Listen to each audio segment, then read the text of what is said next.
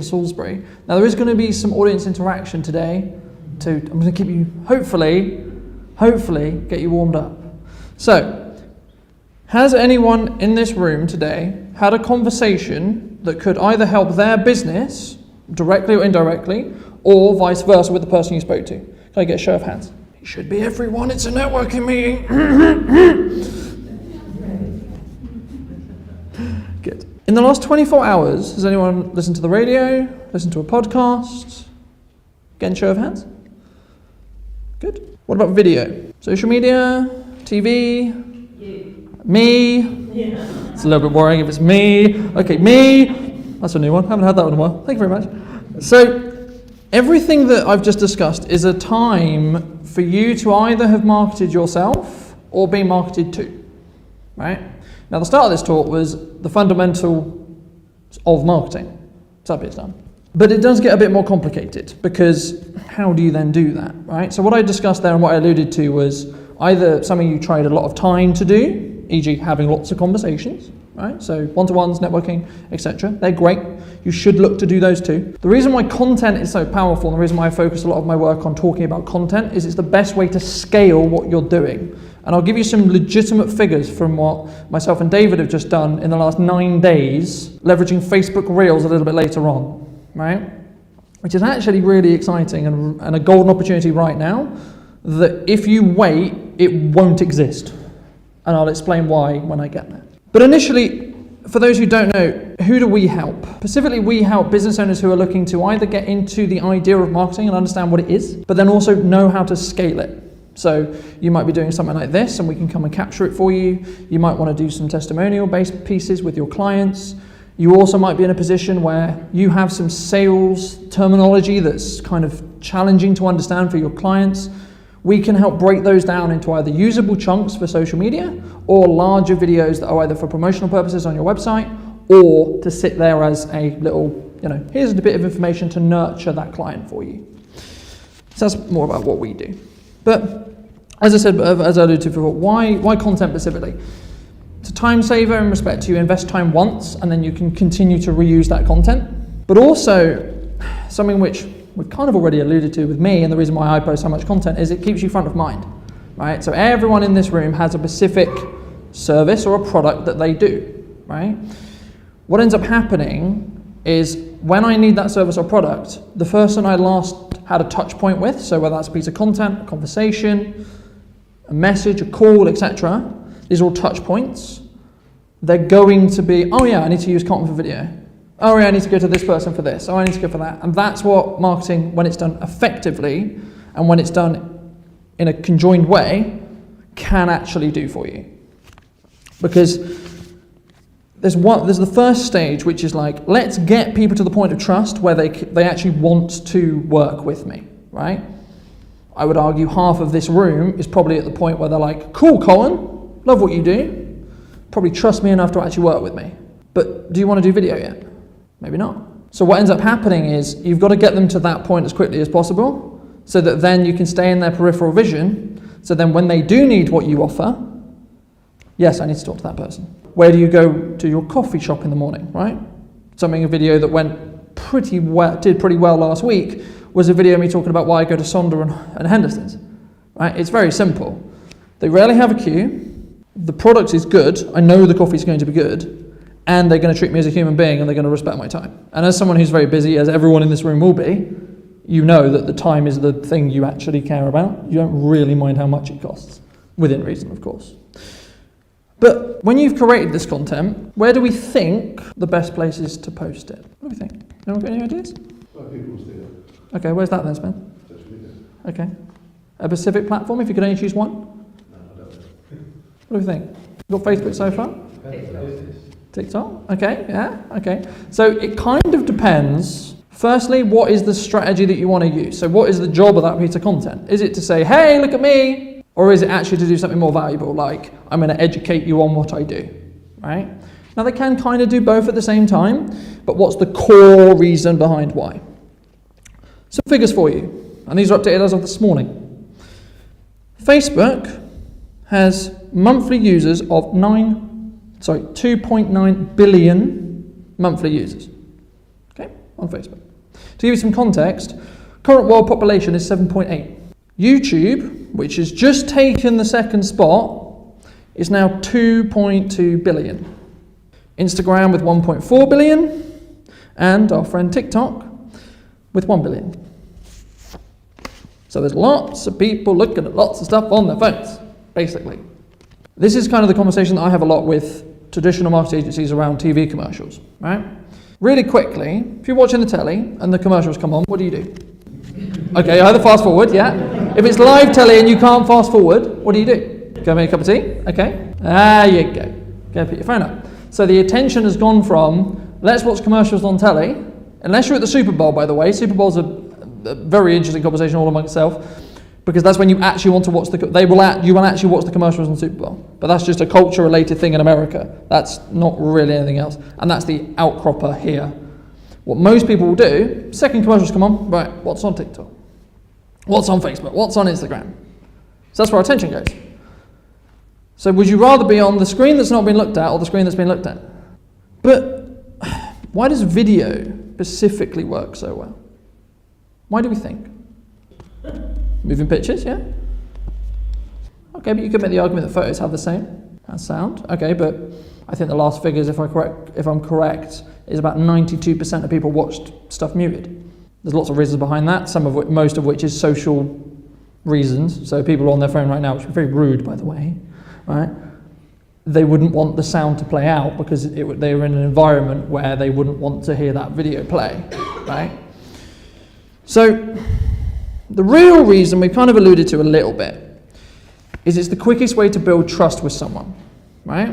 Think about how you would build it outside of content for a minute. We're all business owners, we all have relationships in our lives. How do we build that rapport? Time passed with that person, yes, but what do we do? Engage, yeah. But we had a physical interaction or a digital interaction. So Zoom call is basically a video, right? It's a video call. So I can see, hear you, right? So I'm able to connect with you from a visual point of view, because I can see you, an auditory point of view, because I can hear you, but also I can read your body language, I can really feel, okay, how do I feel about this person?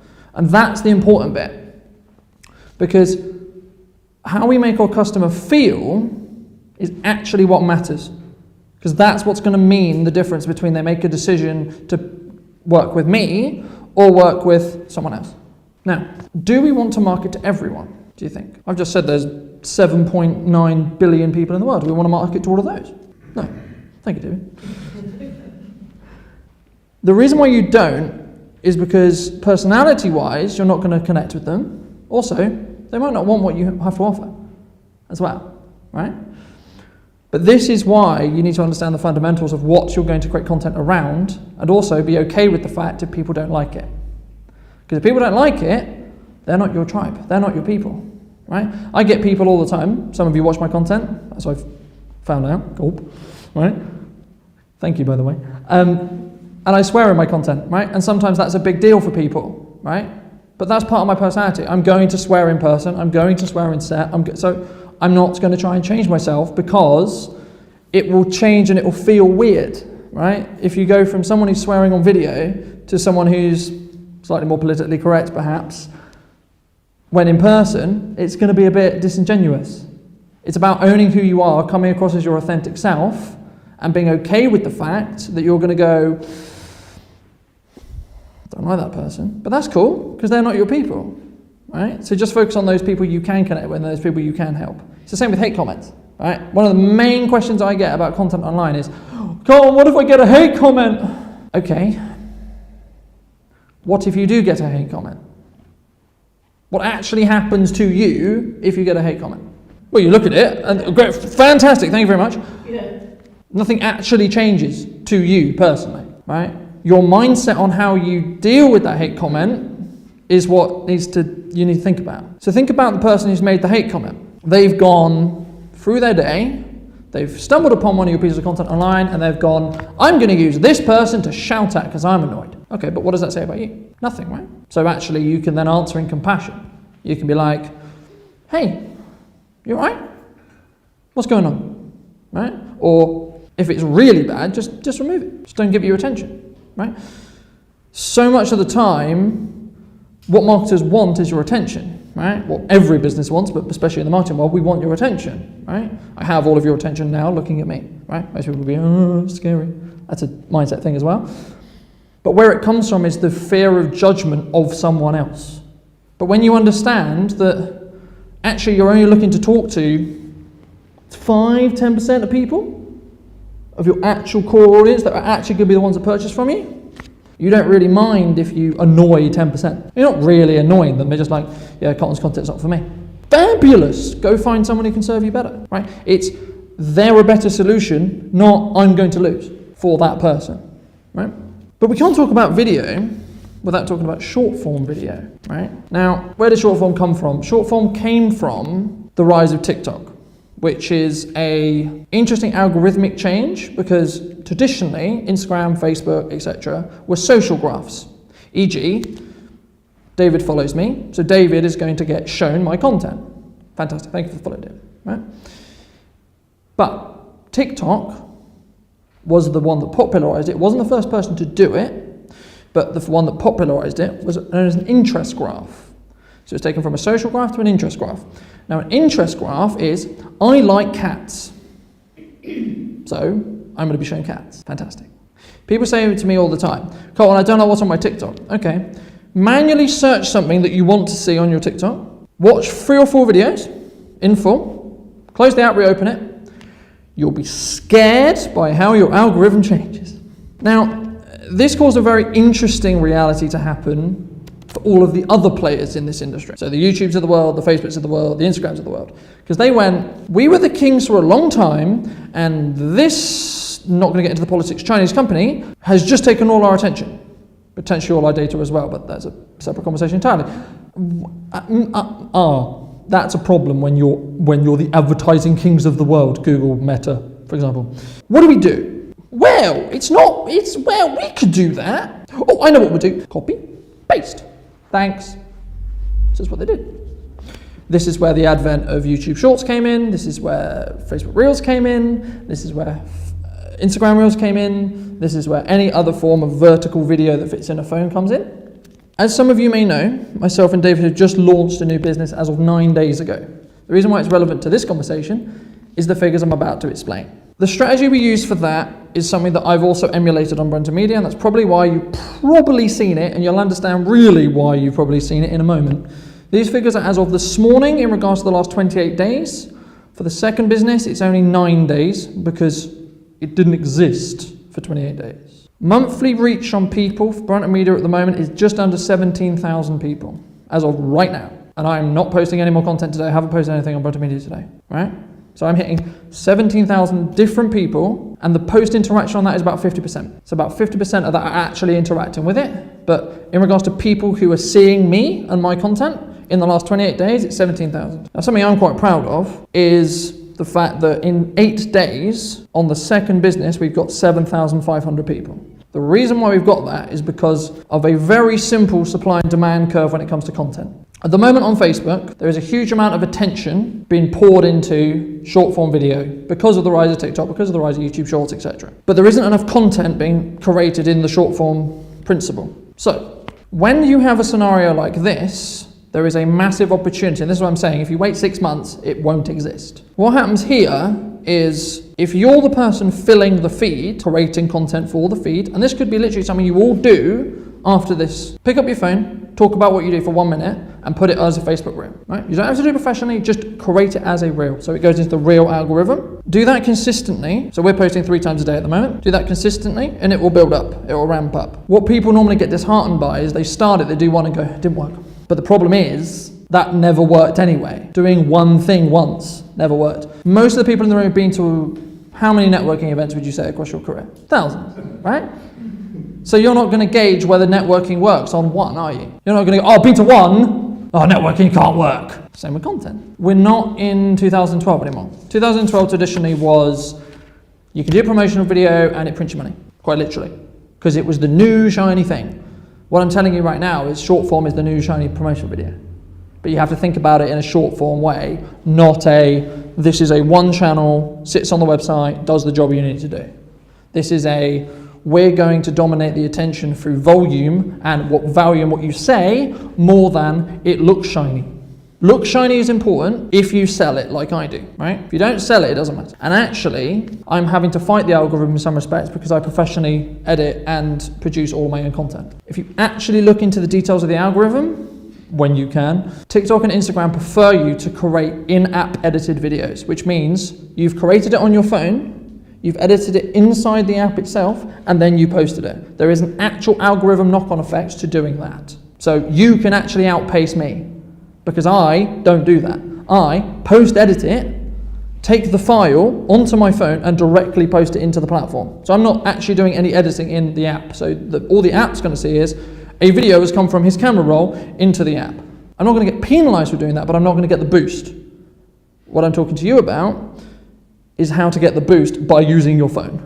There's lots of other things like how well do you talk, how well do you come across, where are you looking, etc., which we can go into detail, but not really in this presentation. They're all fluff and they're all how to make it better.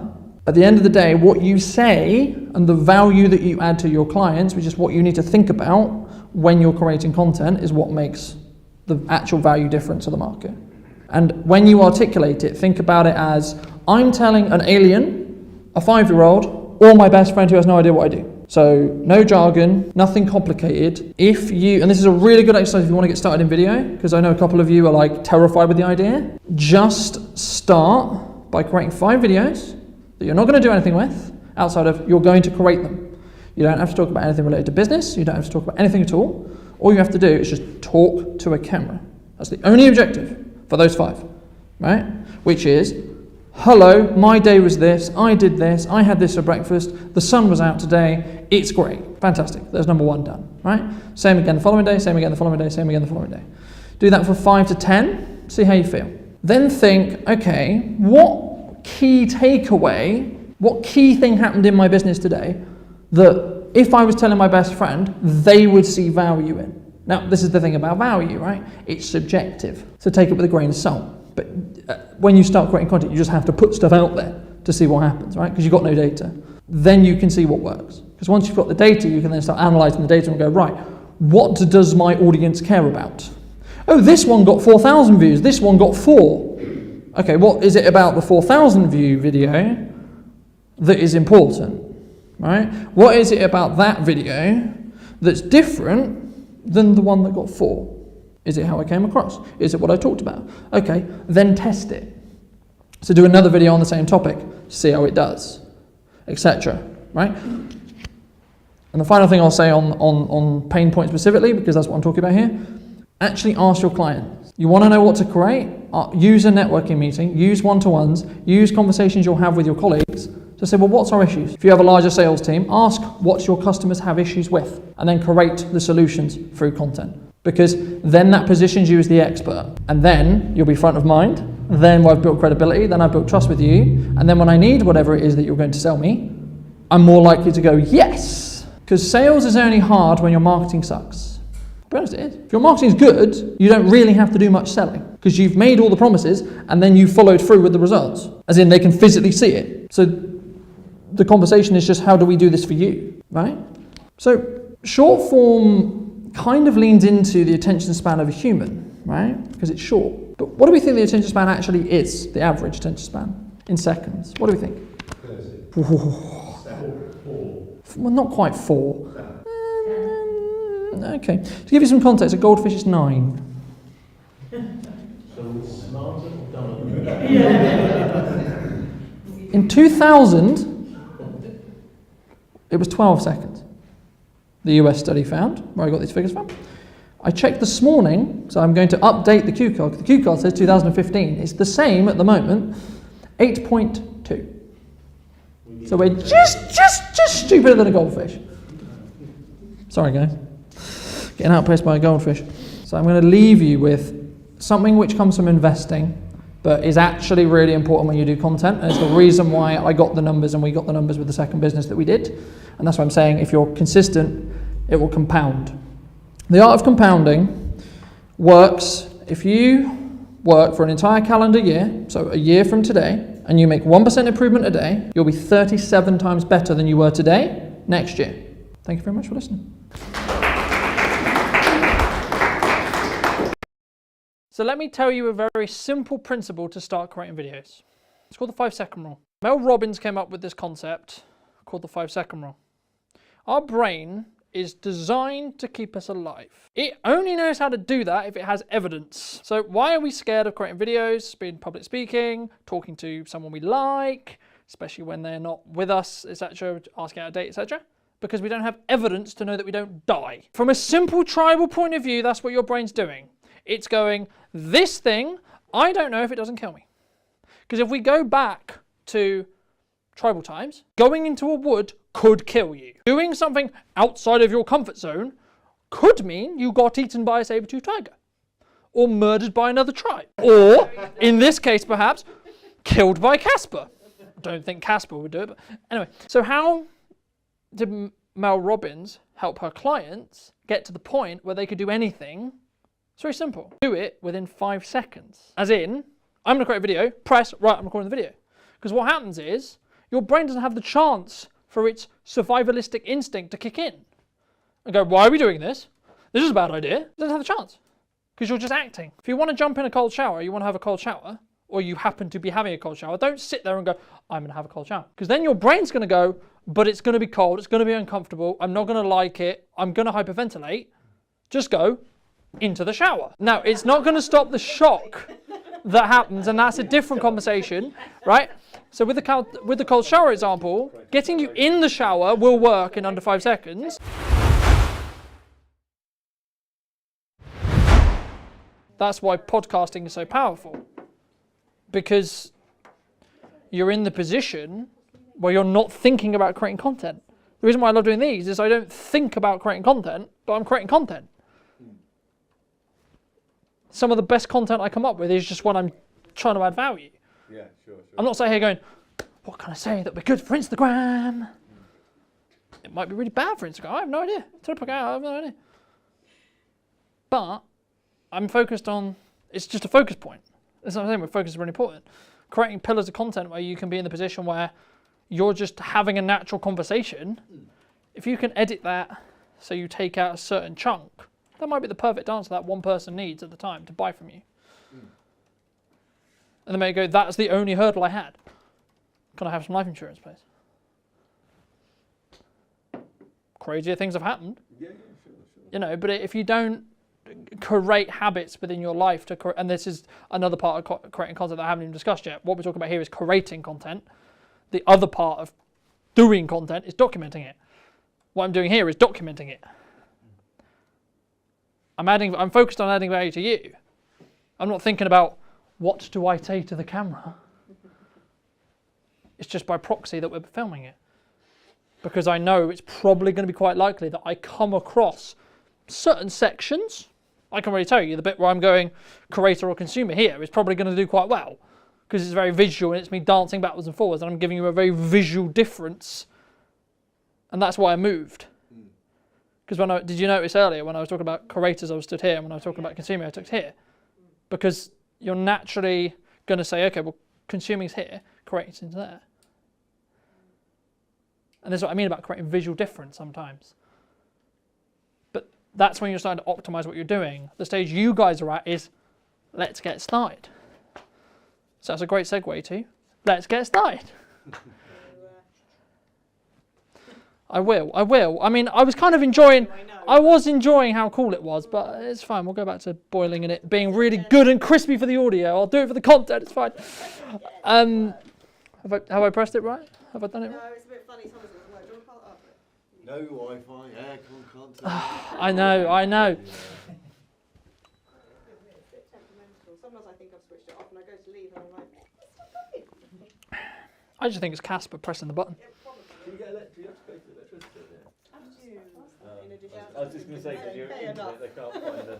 You could totally do Just it. leave it on.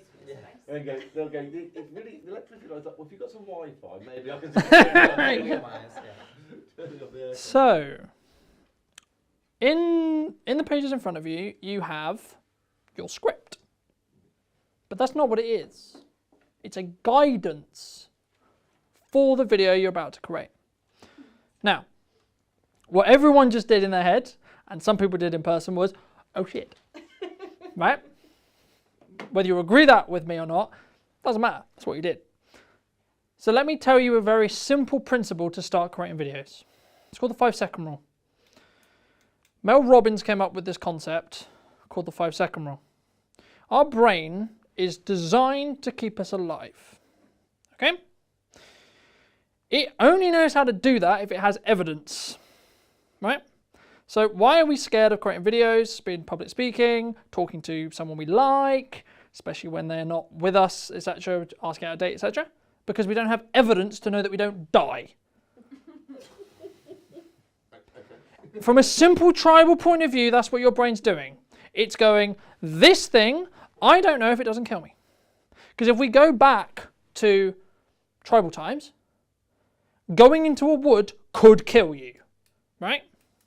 Doing something outside of your comfort zone could mean you got eaten by a saber-toothed tiger or murdered by another tribe. Or, in this case perhaps, killed by Casper. Don't think Casper would do it, but anyway. So how did Mel Robbins help her clients get to the point where they could do anything? It's very simple.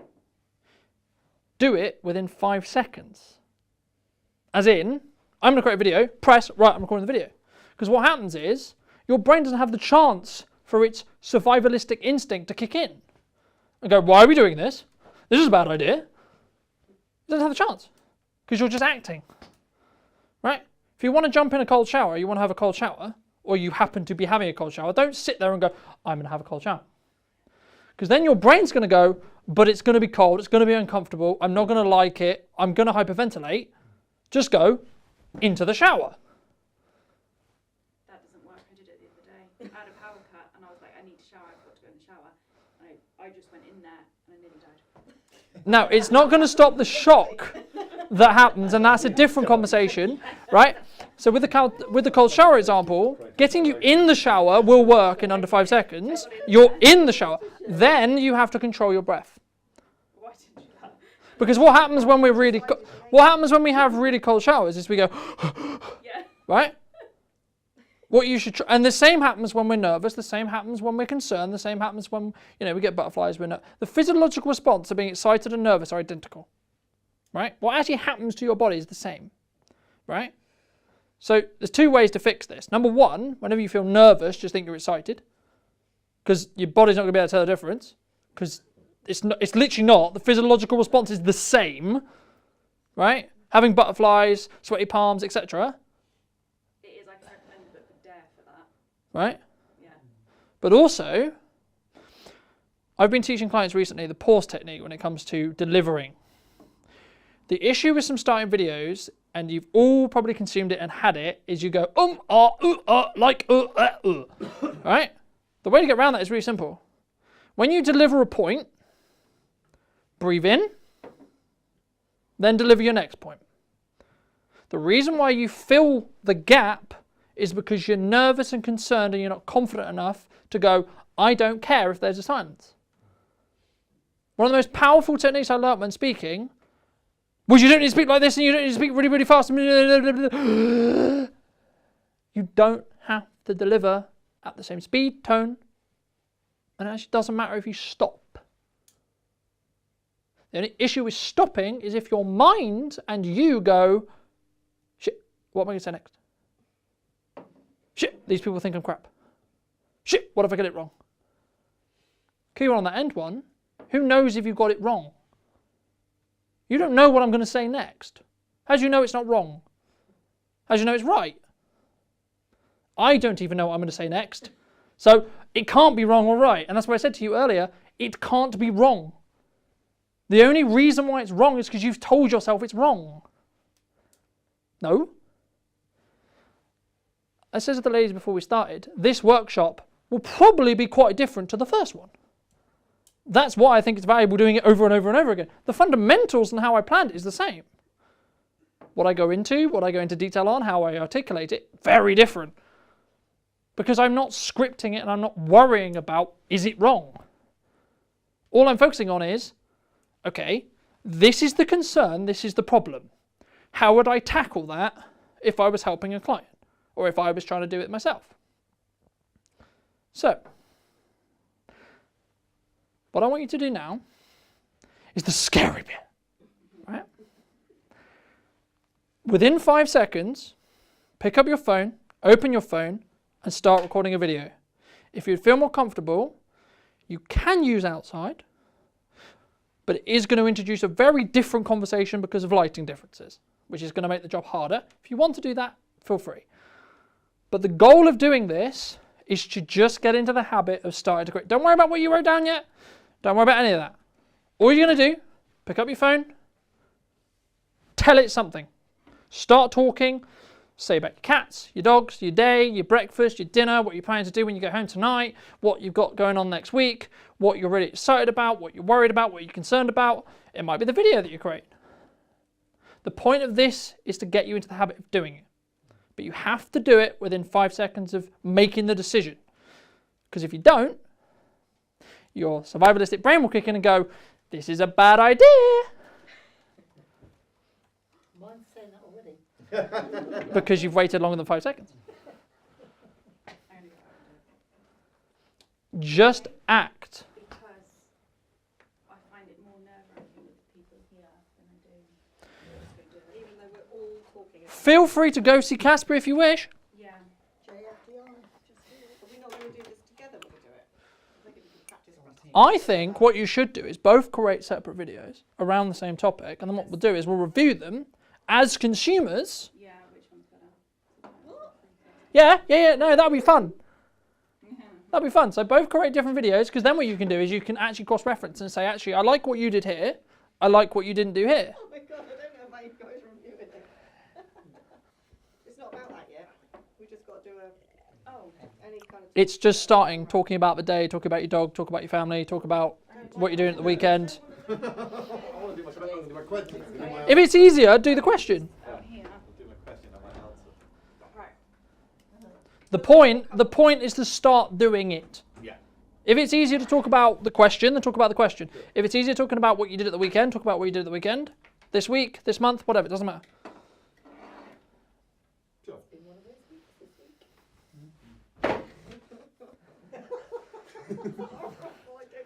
I've had some medical problems.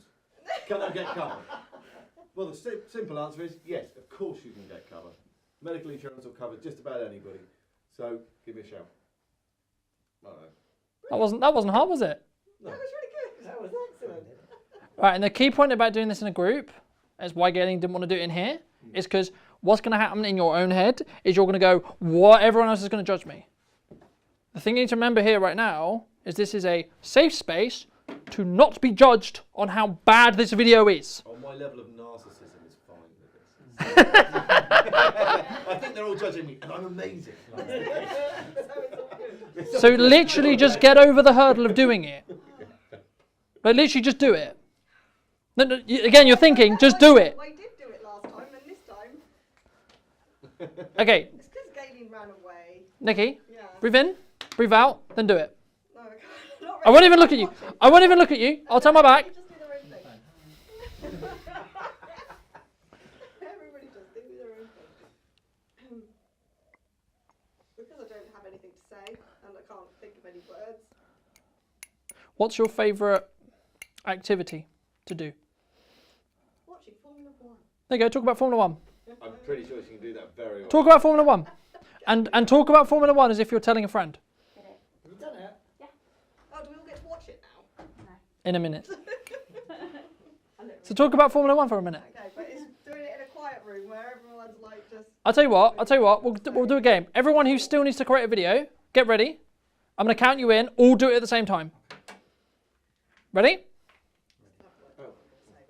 3, 2, 1. Hey, how are you doing? You are having a great day. Positive thinking. That's what it's all Am I going to die? And the answer is no. Actually, it's normal to feel a bit of tension straight after an adjustment, but it feels amazing when you get yourself adjusted. So come on. Me? No, him. Oh, it's That's why I really went out. hard. That's why I went out. I'm a multitasker, so if I started recording a video and talk, I'm actually more interested in listening to what they're saying, so then I freeze and I'm like, oh, that's why I just went out and just did it. Yeah, that's right. So the reason why you do it in this scenario is this is a harder scenario to create a video than what you're actually going to do it in, So I did this last time. right? As did I, but no one saw it last time. I think that might be the disturbing news that has stopped me in my tracks this time. So for those who didn't do your question, in a minute you need to do your question, Yeah. right? And if you did do your question, watch back what you just did, and ask yourself, what 2 things can I do to make it better and more impactful for the audience? Not what you think's better. What do you think? We're talking about that emotional connection we want to have with our audience, right? So if you did create the video, how can you make that video more impactful for the audience you're talking to? Is it a word you've used? Is it how you talk? Is it how fast? Do you talk too fast? I definitely do. Do you pause and don't actually do the video? Okay, I pause and didn't do the video. I have all the examples. I've had some medical problems. Can I get cover? Well, the simple answer is yes, of course you can get cover. Medical insurance will cover just about anybody. So, give it a shout. Probably You know what? slightly less casual. I'll tell you what, that would grab me more than something that was serious. I really like that. The thing is, it's about creating something in your own personality. If you're naturally serious and you naturally, like, I'll give you an example. I'm not. People say to me all the time, why do you swear in content? Because I swear naturally. Right? So if you don't like swearing, we're not going to get on anyway. That's why we get on. I couldn't work out what it was. Oh, there's no other reason, just because he swears. Anyway, it's about being authentic to you, right? So if swearing is authentic to me, You relaxed. that's going to piss some people off. Fine, they're not my people anyway. That's cool. If you talk casually or with slang or with some rimum or etc., then do that normally. The mindset you should have when you create content is, I'm talking to my ideal client. They've just asked me this question. I'm facilitating the answer. What's really annoying though is I feel like I could do that until I try to do that. So the hurdle you have is you've got You can do it if it wasn't the camera. You can do it with the The person. idea seems like, makes perfect sense. Really. so the Maybe I might the do that, and then I- so the issue you're running into is you haven't done it enough, Oh yeah, that's definitely. right? Because you're still in that part of your brain where it instantly triggers the I'm going to die bit, right? You haven't done it enough to give your because again we're talking about evidence in your brain. The moment your brain understands me doing this video doesn't result in me dying, right? Yeah. You won't feel the same way. Other than of embarrassment. Yeah, but that will also go as well, right? I'll give you an example.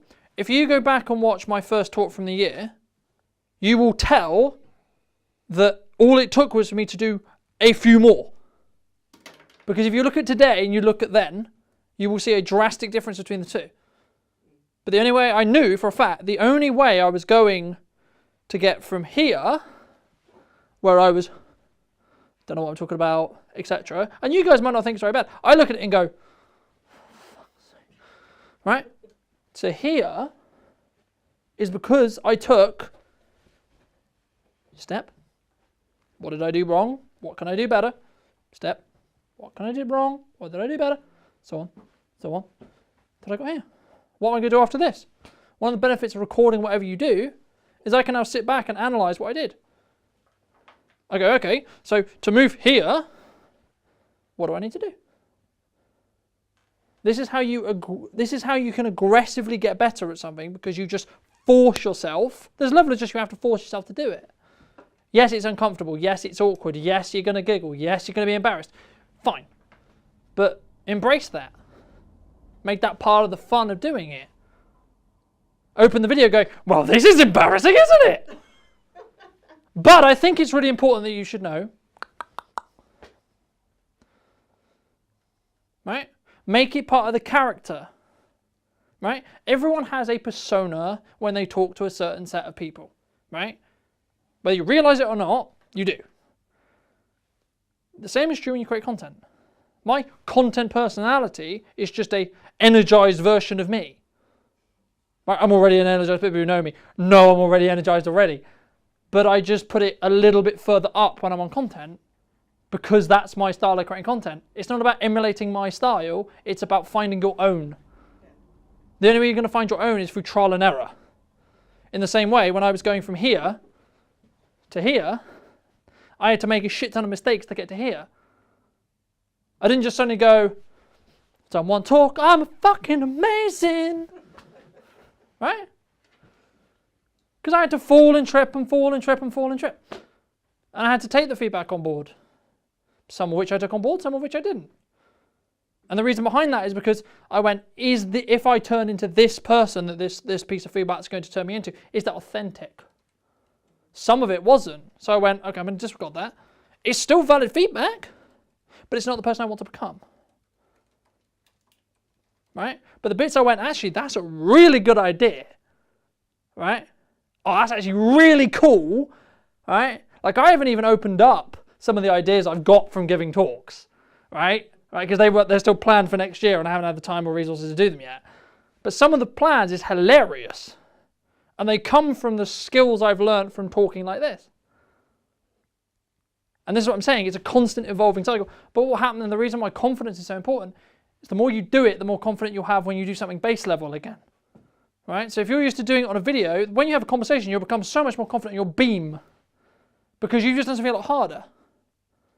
Right? If you're used to being interviewed, or you're talking on a stage, you're talking in front of people, the second you're talking one-on-one, well, that's easy. Because we just had a conversation with 50 people. Or in front of 20 people.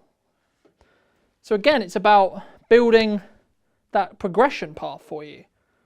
And again, as we've talked about before, the higher you can perceive your value is perceived, because that's all it is, it's just perceived value, it's not even value, because down to each person will be down to the value you provide, is the monetary value you can attach to your service. What's the difference between someone who charges £100 to £10,000? You tell me. What's the difference? Perceived value. Probably the experience, the exposure. It's the confidence, actually. Or is it the transformation that you believe that they're going to be able to give you? This is what I said. People will buy from emotion. They buy from an emotional attachment to the transition that you all provide people with. Every single person in this room provides a level of transition from point A to point B. Our A and B are going to be very different. We still provide a transition. Right? The larger or how easy that transition is comes down to then the perceived value that is added to that. The perceived value of a coffee shop, because they provide me a coffee, is low in comparison to how to make lots of money. Right? In the same way, if you're trying to create a video and that's something you really want to do, in comparison to someone who doesn't, well, one has higher perceived value than the other, surely. Because the person who doesn't want to create video in the first place, and not a psychologically not confident enough, as in they just don't do it because it's not value for their business, too complicated. Financial advisors is a key example. The hoops a financial advisor would have to jump through to do video is just not worth their time. It's just not. It would be great, don't get me wrong, to work with financial advisors. Because, I'll be honest, they've got money. Right? And it's very easy to make them money with video. That's not the hard bit. The hard bit is making sure it's compliant. And that's the process that's going to take time, energy, and resources. And that's probably why most financial advisors marketing is the most dry thing on the planet, because they have, in the same in your industry, you'll know this specifically, you have to follow specific things. You have to make it very clear, you do this, you're probably going to lose your money.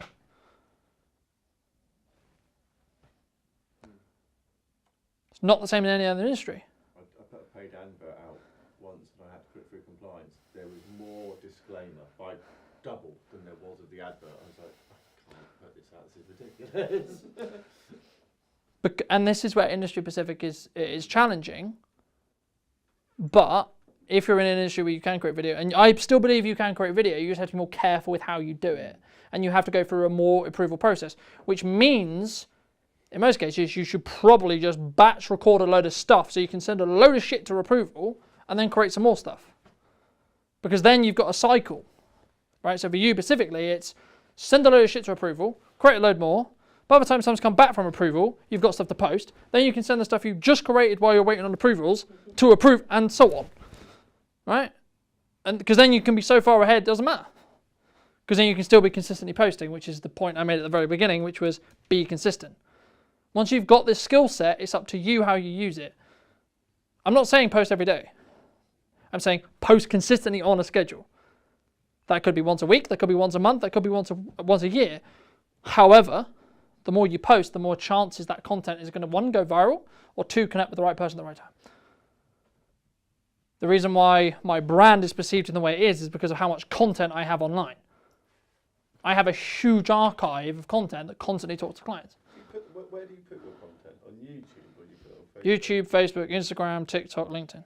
But what I was getting at was, would you put it on say YouTube and then share that YouTube onto the other No. Or do you just do it separately on each thing? So the reason why you don't want to share a specific YouTube video on LinkedIn, for example, is LinkedIn's going to bury that post, because what does LinkedIn not want you to do? Leave their platform. Right. Well, they don't want you to leave the platform, but more importantly, they don't want someone to go from LinkedIn to YouTube, which is a competitor of LinkedIn from an attention advertising point of view. Sure, okay. So what they're going to do is, this is sending us off platform to a competitor, goodbye. So it's very simple. Take the same video, post it on LinkedIn as a video. There you go. It will then be fed to the algorithm. Same with Instagram, same with Facebook, same with TikTok, same with YouTube. Now, there's ways you should be, as I said at the beginning, this is where your media data, your copy, and your hashtags come in, because that's going to tell the platforms, hey, this is the audience I want you to give it to. If you're quite vague or you use quite loose terminology, it's just going to have to guess. And it's just going to have to send it out to a random audience that may or may not like the content. And all that's going to happen is it's not going to care, but your content's going to suffer because it's going to be sent to the people who aren't going to resonate with it.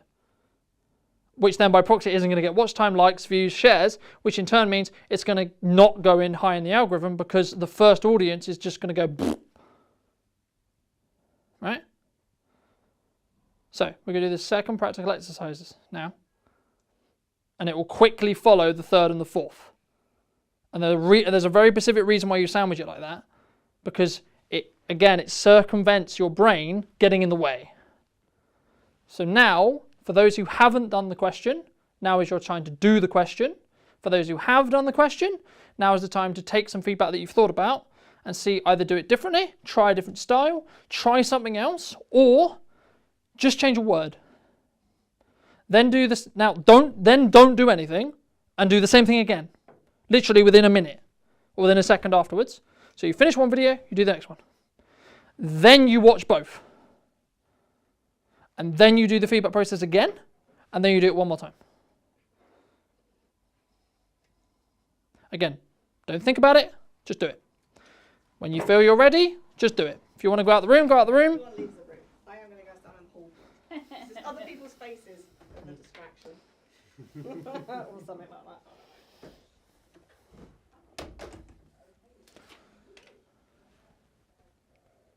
Are you going to hurt me when you crack my neck? That's the question. That's fine, so what's the answer? No, I'm not. I've had some medical problems. Can I get cover? Yes, of course you can. Medical insurance will cover all sorts of people, even if they've had pre-existing medical conditions. Medical problems. Can I get cover? Yes, of course you can. Medical insurance will cover all sorts of people, even if they've had pre-existing medical conditions.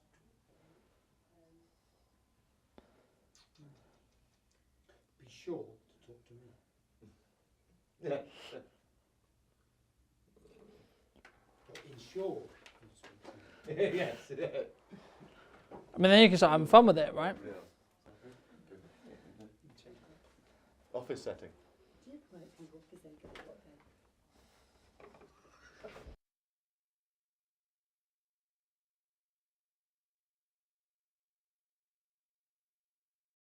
Good morning, everyone. My name is Colton Brunton. I run Brunton Media in Salisbury, and today, as you may have guessed, we're going to talk about video. Well, preferably, I'm going to try and teach you how to actually create content through your phone.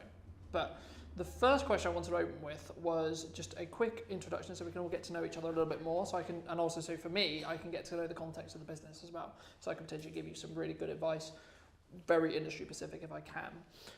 But also the question I want you to answer is: have you tried video before? So should we start at the back of the room with Galen? I think that'll be the easiest way, and then circle around. Okay, yeah, so you all know me. I'm Galen, do content writing services, so I'm a copywriter and do content as well online. I have never done video marketing in my business before because it scares me.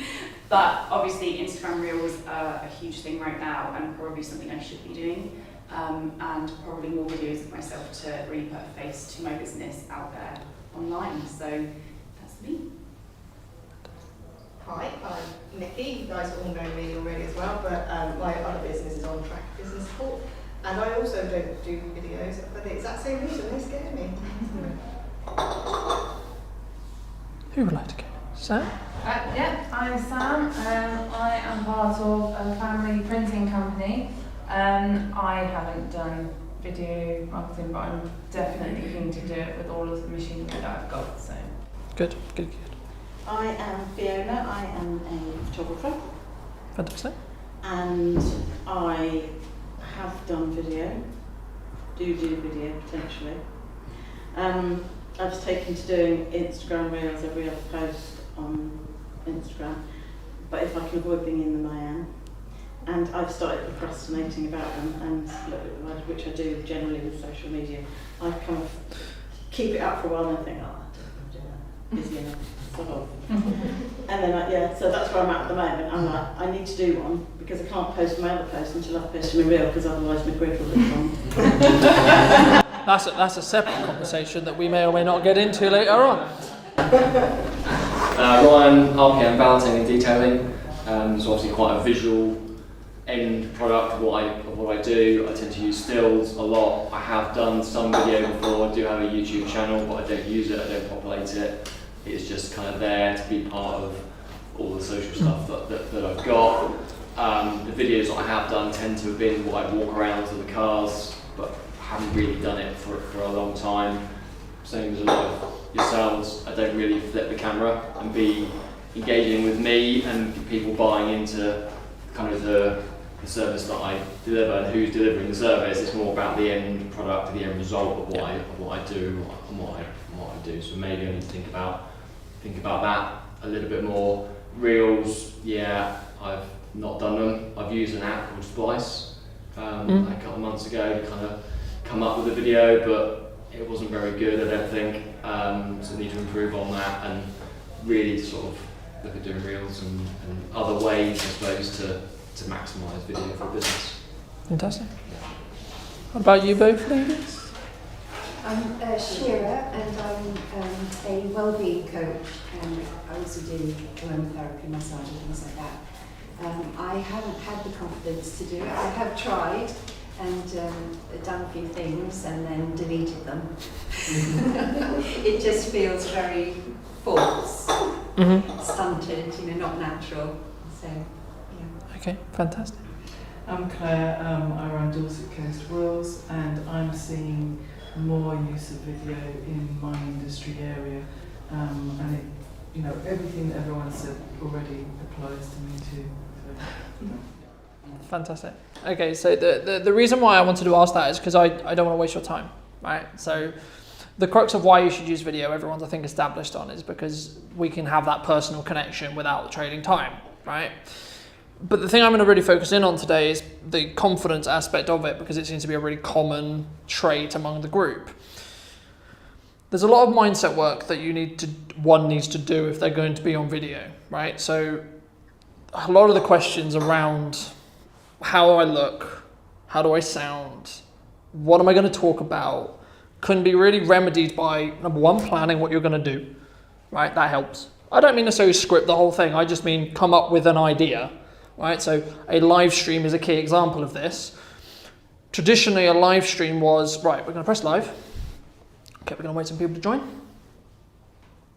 I'm not going to do anything, I'm not going to say anything. I'm just going to wait for people to join. And then I'm going to wait for some questions. But the problem with that is you haven't given them any context.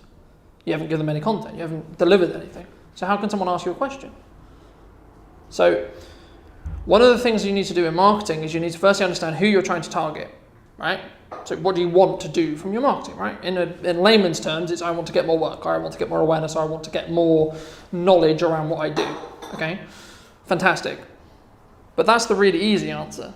So what's below that, right? What's actually going to get you, because everyone in this room, if you take your own personality away from your business, what's going to stand you apart?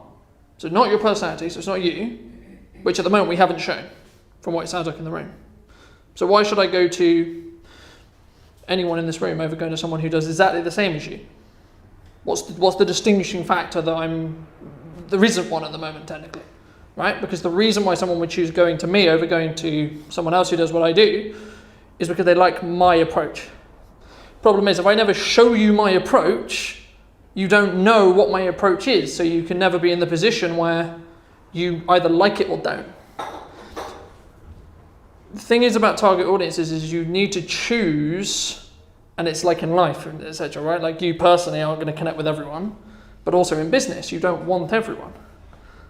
So suddenly you'll realize once you actually lean into this and believe in this, you'll suddenly go, well, why am I worried about so-and-so being a keyboard warrior?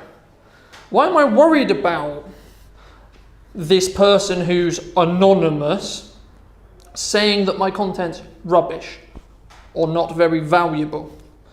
But also the other way it is, right? Like it's not my job to decide what's valuable. It's the person consuming's job. So what I would say from a confidence point of view is there's a certain level of you just have to do it, right? Which we'll get onto a little bit later on. But also you need to ask yourself about why you're having those hurdles yourself from a psychological point of view to go, well, why don't I? Why do I care what people think? Why do I care? Like, are you either doing it to increase the likelihood your business is successful, or are you doing it because of a vanity metric of I want to be famous, or I want to have social media followers, or I want to gain likes, or whatever? Nothing wrong with any of these answers, but honestly ask yourself, what do you want from it? If you're doing it for work, and you're doing it to get more work out of what you're doing, then you have to do it. And in the nicest way possible, you have to put your big or girl pants on and just get it done. Because it's not going to suddenly be easy until you do it, right? Like me giving this workshop, or me giving talks, or me giving talks. If you had talked to me at the start of the year, I would have gone, no, don't be silly. But now I know it's the path that I need to go to grow what I'm trying to do. So it's like, okay, is this uncomfortable at the beginning? Yes, it is. But why does that matter, right? Am I being authentic to myself, and am I going to hopefully add value to you? Because that's what matters. This uncomfortableness for me is part of the process in becoming comfortable in whatever it is that you're doing. You can use a video today as the example, but I'm sure you've had it with clients. Oh, I don't want to be on camera. No. Don't take my photo. No, don't do that. You know. So the question is, like, why do you think you're not going to look your best? Now, I don't need to know those answers, but you do, right? Because it doesn't matter to me, but it will matter to you, and it will matter to your audience, because if you're going to be authentic to yourself, which is where social media is now going, with the changes to iOS, with the changes to cookies coming, etc., the concept of having targeted advertising is going away. It is becoming harder and harder and harder and harder and harder to do, right? Which means advertising and marketing, actually I think is a good thing, is going to have to become, you buy from me because you like me. You buy from me because you trust my opinion. You buy from me because you see me as an authority figure in video, right? Or in whatever you do. Where you could potentially get unstuck is where you yourself don't believe you're an authority figure. And that's probably, if you really ask yourself honestly, you don't believe you're an authority figure. Now that's fine, But now you know what you need to do. You need to ask yourself, why do you not think you're an authority figure? Right? Now, there's a fine line here that you need to ride, right? Because it can quite quickly get to egotistical territory, right? But that's, again, not your decision to make. To some people, I'm egotistical. To other people, I'm confident. I'm the same person. I do the same thing. So either am I or not? But it's all perception, right?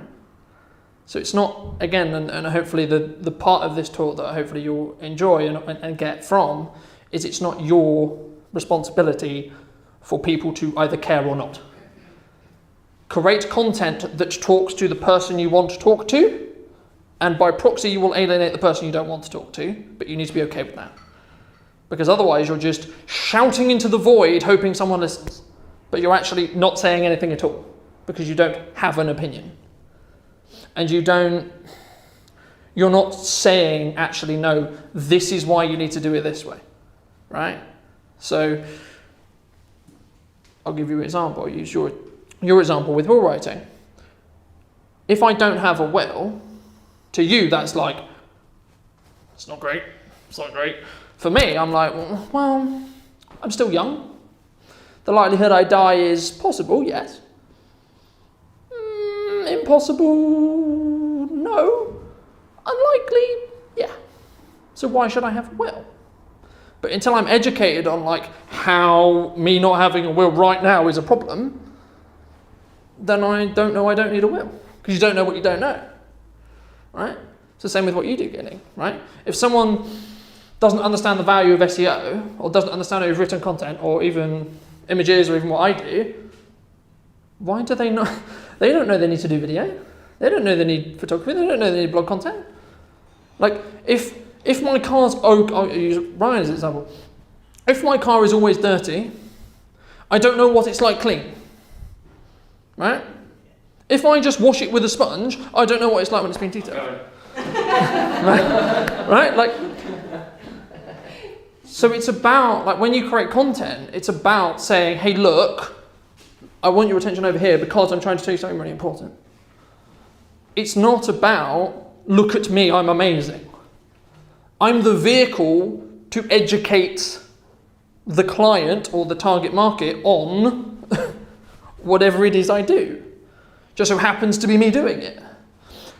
And once you're in that mindset, it will start to remove yourself from my camera.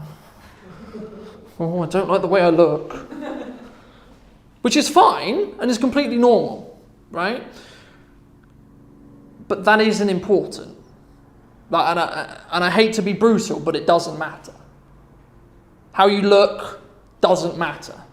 Whether you're the most beautiful individual in the world, and you all are in your own right, there's always going to be the person on the internet who goes, well, they could have worn more makeup. Why is he wearing a hat? That hat doesn't suit him. Why is he wearing a tie? That hat doesn't suit him. Why is he wearing a waistcoat? It's going to happen. Whatever you do, it's going to happen, right? Whether I'm wearing shorts, whether I'm wearing a suit, whether I'm wearing a waistcoat, whether I'm wearing a hat, whether I'm not wearing a hat, whether my hair's green, blue, whatever. But the question you need to ask yourself, if you really want to get into it, is why are they doing that? What's wrong with them? What crap have they had to deal with? So that you are the thing they're venting towards, right? And this is, when people start on social, and the reason why I mention it here is because they have these hurdles in their head, and they go, I'm not going to do that because. Hopefully after today you'll have less becauses. Because the opportunity isn't going to go away completely, but the opportunity to get a lot of attention quickly is going to go away. Gadian asked me a couple of days ago to talk about Instagram Reels and talk about TikTok. And I can't, technically she only asked me to talk about Instagram Reels, but I can't talk about Instagram Reels and not talk about TikTok. Because the only reason why Instagram Reels exist is because of TikTok, right? Now for a long time, TikTok was a dirty word in the marketing space, right? It was a Chinese company that was only for lip syncing and dancing, right? And it was when it was Musical.ly. And if anyone who consumes our content, you'll know the backstory on that. But the crux of what it is now is it's a culture of content. There's photographers on it, there's detailers on it, there's copywriters on it, there's wall writers on it, there's videographers on it, Every single industry has a culture related to it. TikTok calls it culture talk. You can call it what you like. It's a sub-niche within TikTok itself. Same is true on Instagram, same is true on YouTube Shorts, the same is true on YouTube. Every platform has a culture within it. Same with LinkedIn. You can be very specifically tailored around that because you're only going to choose who you're going to connect with, right? So if you only want to talk to lawyers, just connect with lawyers. Suddenly all of your connections are lawyers. There we go. The crux in that is first you consume a load of stuff. If you want to know how to create it and you want to know what's engaging, go on TikTok. How many people have their phones on them? Everyone? Fantastic, okay. So we'll do the first practical exercise. Who doesn't have TikTok on their phone? Okay, first step, let's get TikTok on everyone's phones. Oh, really? I love it. I just check it. I'm sick of I watched this lady sleepwalking all the time. Do you know the lady? Not personally, but, you know, Yeah, you showed me. I'm intrigued. If I have room left. It's creaking. I don't want it very often, but That's what she says publicly. Selena Spooky Boo. Means nothing to me, but... Yeah, we're not that. I mean, the fact that half the room didn't have TikTok on their phone kind of makes me gather they probably don't know a person on TikTok. Do you know what? She's the reason I downloaded it because it was on Facebook on the things that now are on Facebook. And I was like, what's this sleepwalking thing? And I found it hilarious, and I was like, oh, she's on TikTok. Oh, I don't have TikTok. I'll just watch that. See, my main issue with TikTok is that I always refuse to have it because my husband's always sat on it and doesn't play with the kids. So that's where I'm at, Okay, so that's a different conversation entirely, right? That's about setting boundaries on phones in the family dynamic, right? We can go into that, but that's the only reason why I haven't got that on my phone. But from a purely business and a marketing point of view, it's free attention, unfortunately, right? I get it. It is rapidly going to eclipse Instagram if it hasn't done already in viewership. In regards to like people who use the app every day, it's very close if it hasn't already eclipsed Instagram. Oh, I've got 2 followers. Unfortunately, I do it. I'm not seeing that. Yeah, I have no videos. God, mine's been well slow. Is it anyone else done it? Still arguing. Are we going to shut down their Wi-Fi now? As I say, we're just blowing out their Wi-Fi all while trying to download TikTok all at the same time. I mean, this is why I'm not a fan of TikTok. I've got 2 followers, never posted anything. One of them's called Randy Great Ned. account, right? Randy Nick. Randy Ned. Randy Ned. This is why I like TikTok. How random was this? That house in London. I'll see that. Cool. Have It you? widens up at the other end. It's not all that skinny. I don't. It says turn It's on like mobile triangle data or shaped. use Wi-Fi. And I don't know what to do. You should be able to get on Wi-Fi here. There should be There is a free a Wi-Fi. woodpecker guest one. Do you want me to come over, Claire? Yes, please. One of What's us that first. I should freak my son's girlfriend out by following her. She's just popped up.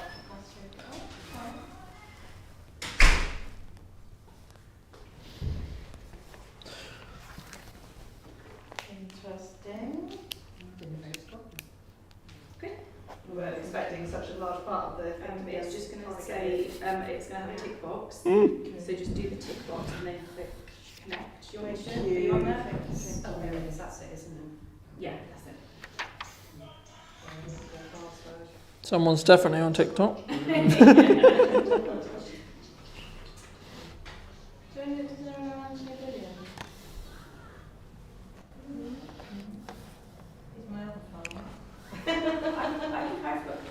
I've got 5 followers. No Check way. you out. I've never posted a video. That's going to change today, I'm afraid. Oh, You're going to be TikTok famous. Wash my hair. I'm even more scared now. I wish I hadn't left the top down on the floor on the way here with down there.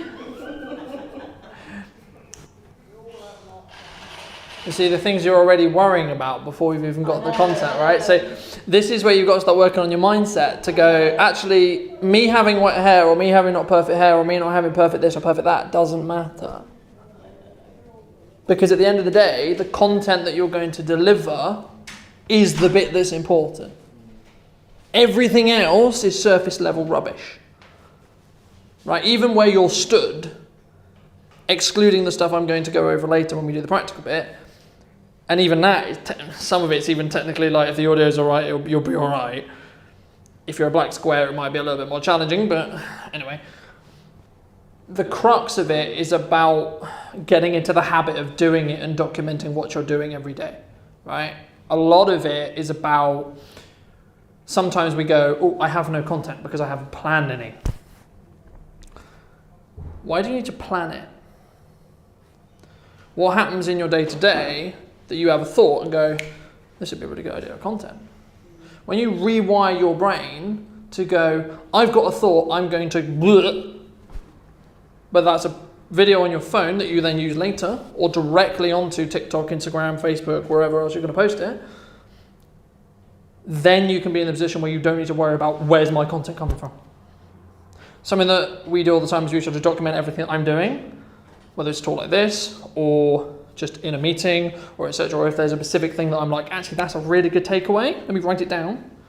After that meeting, I will go delivery, save, edit it later. But that's because I want to have the post-editor control. For you, pick up your phone, talk, post, done.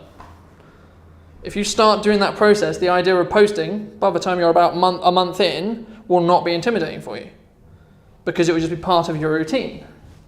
Whenever we start anything, it's always a bit, ooh. Right? Imagine when you first rode a bike. You weren't exactly zipping down the road, were you? You were going, oh, I don't know, oh, I don't know. Oh. It's the same with content. It's the same with anything that we do, right? But if you're not willing to invest the time, you're going to find it very hard to gain the benefits. And I think, and again, I don't want to liaise on the point about confidence so much, but it comes through doing it. There is no concept where I can go, here's your confidence pill. It's internal.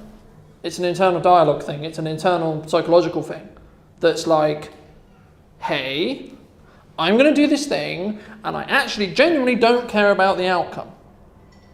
And that's important, especially when you start out, because the reality of the fact is, the people that are going to watch your content at the start out is your family and friends, maybe a client or two, but that's it.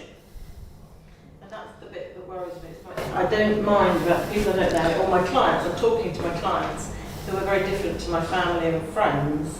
And that's the people that I get embarrassed about seeing it. Mine's the family. Yeah. My family seeing my videos. Okay, but what makes you feel embarrassed about them seeing it? I think they might think, oh, here she goes, showing off again. Okay, okay, no, that's a fair point. Surely that's a good thing, then, because But- that makes you more confident. So let me flip that. Is it you're showing off, or is it you're proud of what you do? I'm proud of what I do. Okay. None of my friends are business ends, none of my close friends. I've got some hands-on friends with this. None of you in the room are my friends.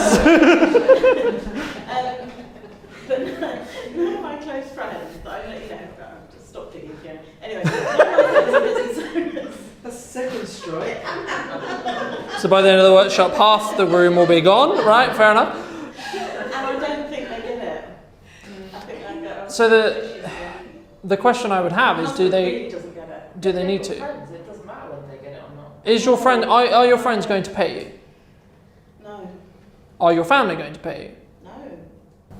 Have So- you ever actually commented on any of your things? Not No. on the actual thing, but to you and said, honestly, what were you doing? Or anything like that? Like, See, to my create this feeling. My brother has with me. He does not take my business seriously, but he's a big brother that likes to tease.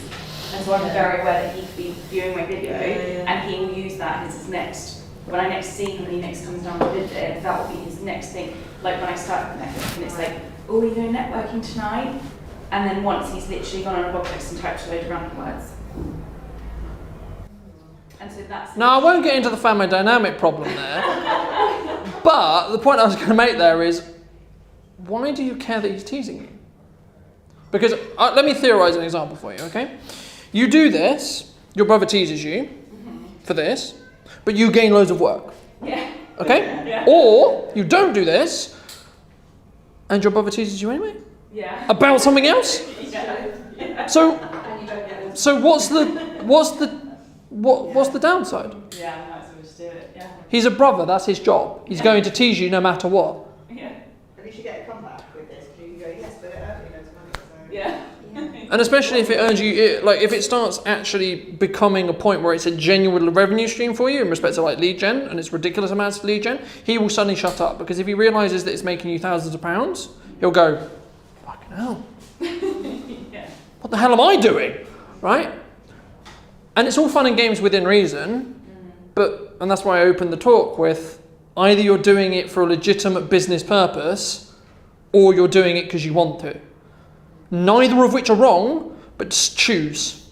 If you're doing it for a business purpose, take it effing seriously, because it's your business. This is how you make your living. Either that's serious or it's not. And if it's not, I can't help you. If you want to take it seriously, then I can. But you can't let yourself stand in your own way. Because part of the issue that everyone has with starting content is, I want to go this way. Doesn't work until you let yourself take that step forward. It's up to you. I can give you every single tool in the book. It's up to you whether you continue to use it outside of this room. I can teach you how to create a video and all the fundamentals of how to create a video and how to choose a target audience and how to think about it. But you actually have to do it consistently for it to work. And this is the key thing with video. A couple of years ago, about 2012 backwards, you could do a promotional video and it would actually do a lot for your business. Because people would still have that wow factor. They're like, wow, that's incredible. And that's still good, but it's not going to print money in the way it used to. Because everyone has one. And times have changed. So now the question is, what are people not doing, right? As some of you may know, I run a podcast, and one of the best things I took from a couple of episodes back was, it was with James from Shogun Social, and he said to me, I'm willing to do what 95% of businesses are not willing to do.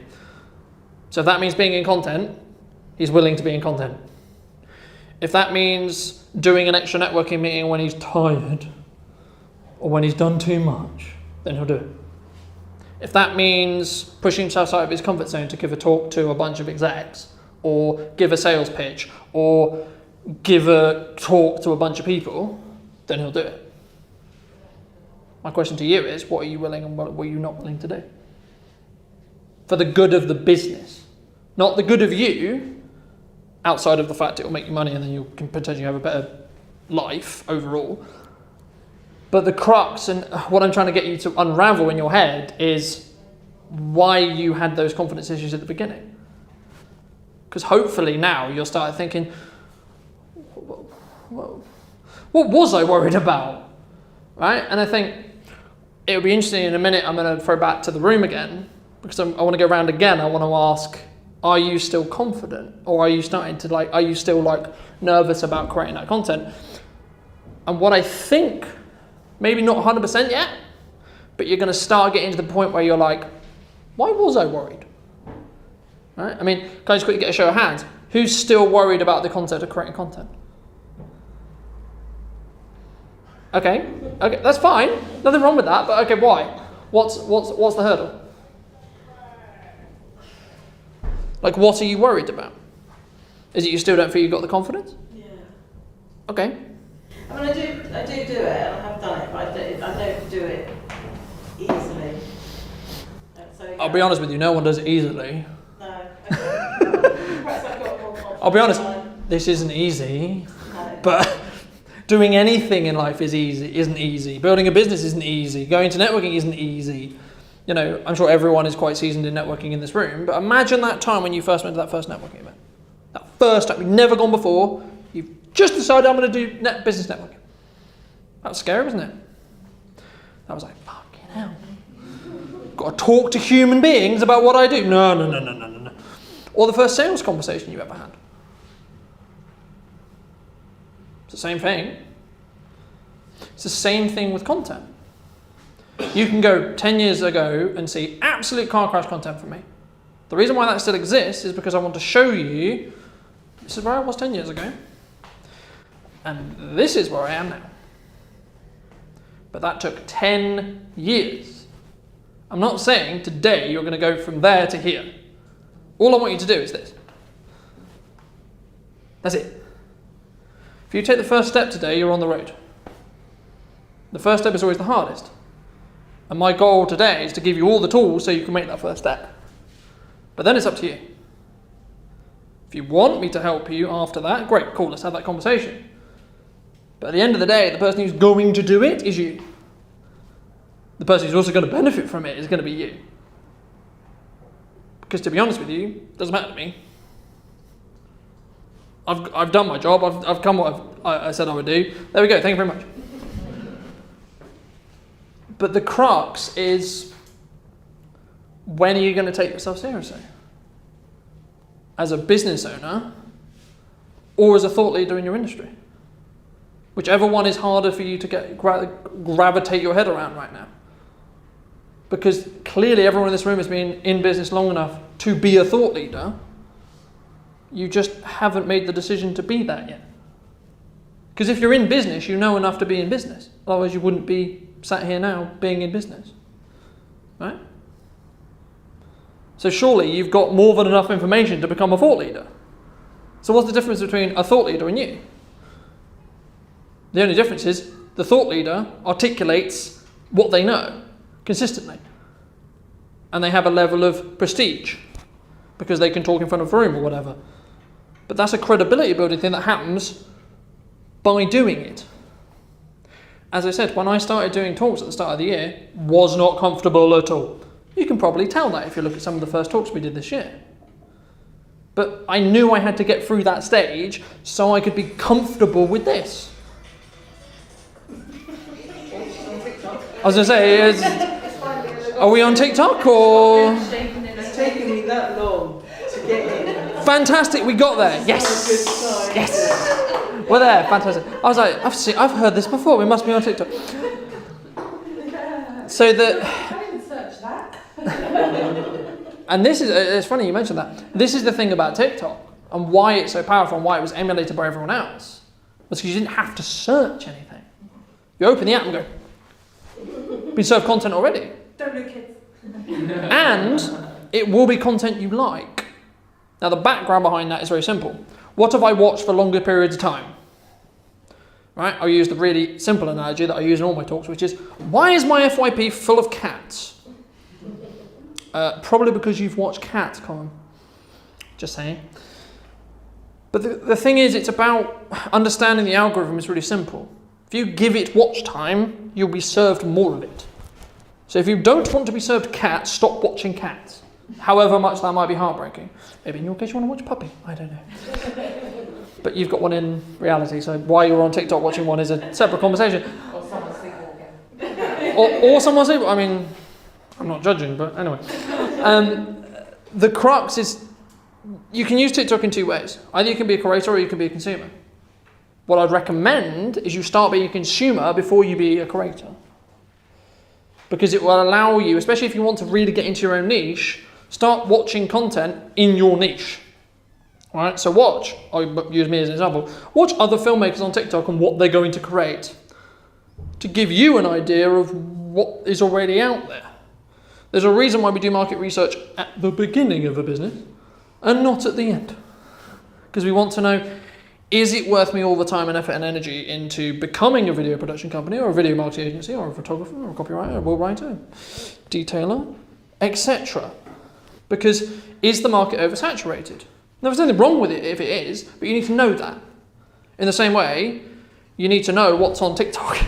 You need to know what's on Instagram. You need to know what's on Facebook. You need to know what's on YouTube. Right? TikTok specifically is where the attention is right now. In 5 years, it will still be there, it will still be relevant, but it will be a different platform. It's becoming an ad platform. Think early Facebook, think early Instagram. That's where TikTok's lifestyle is now. Think 2008 Facebook, 2008 Instagram. That's where TikTok is right now in its lifespan. In 5 to 6, and the same with LinkedIn. LinkedIn's still really, really, really organic driven because the ad platform hasn't grown enough yet where it can be like, hey, we're going to ask lots of money from you to do the same thing that you did 2 years ago for free. Simple supply and demand. when they have all the attention, they can suddenly go, if you want this amount of attention now, you're not going to get it organically. And this is what I mean by you can use TikTok now to gain ridiculous amounts of organic attention. Give it 5 years, you'll have to pay to get the same amount of attention. Nothing wrong with that. That's the evolution of the platform.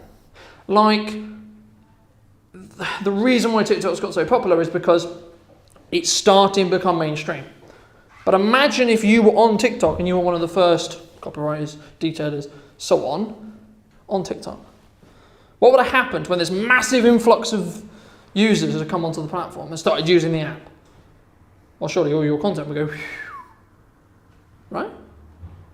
But because it's oversaturated now, people are, missed the boat. But what people don't appreciate is that niching down effect.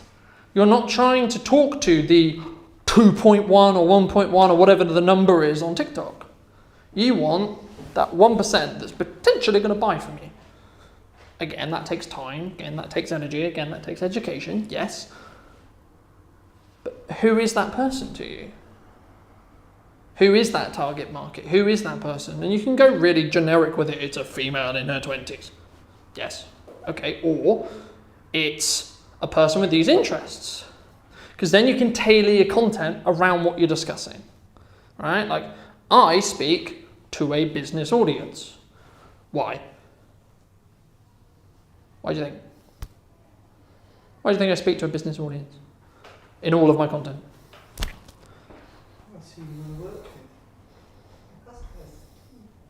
Because I have zero interest in getting famous.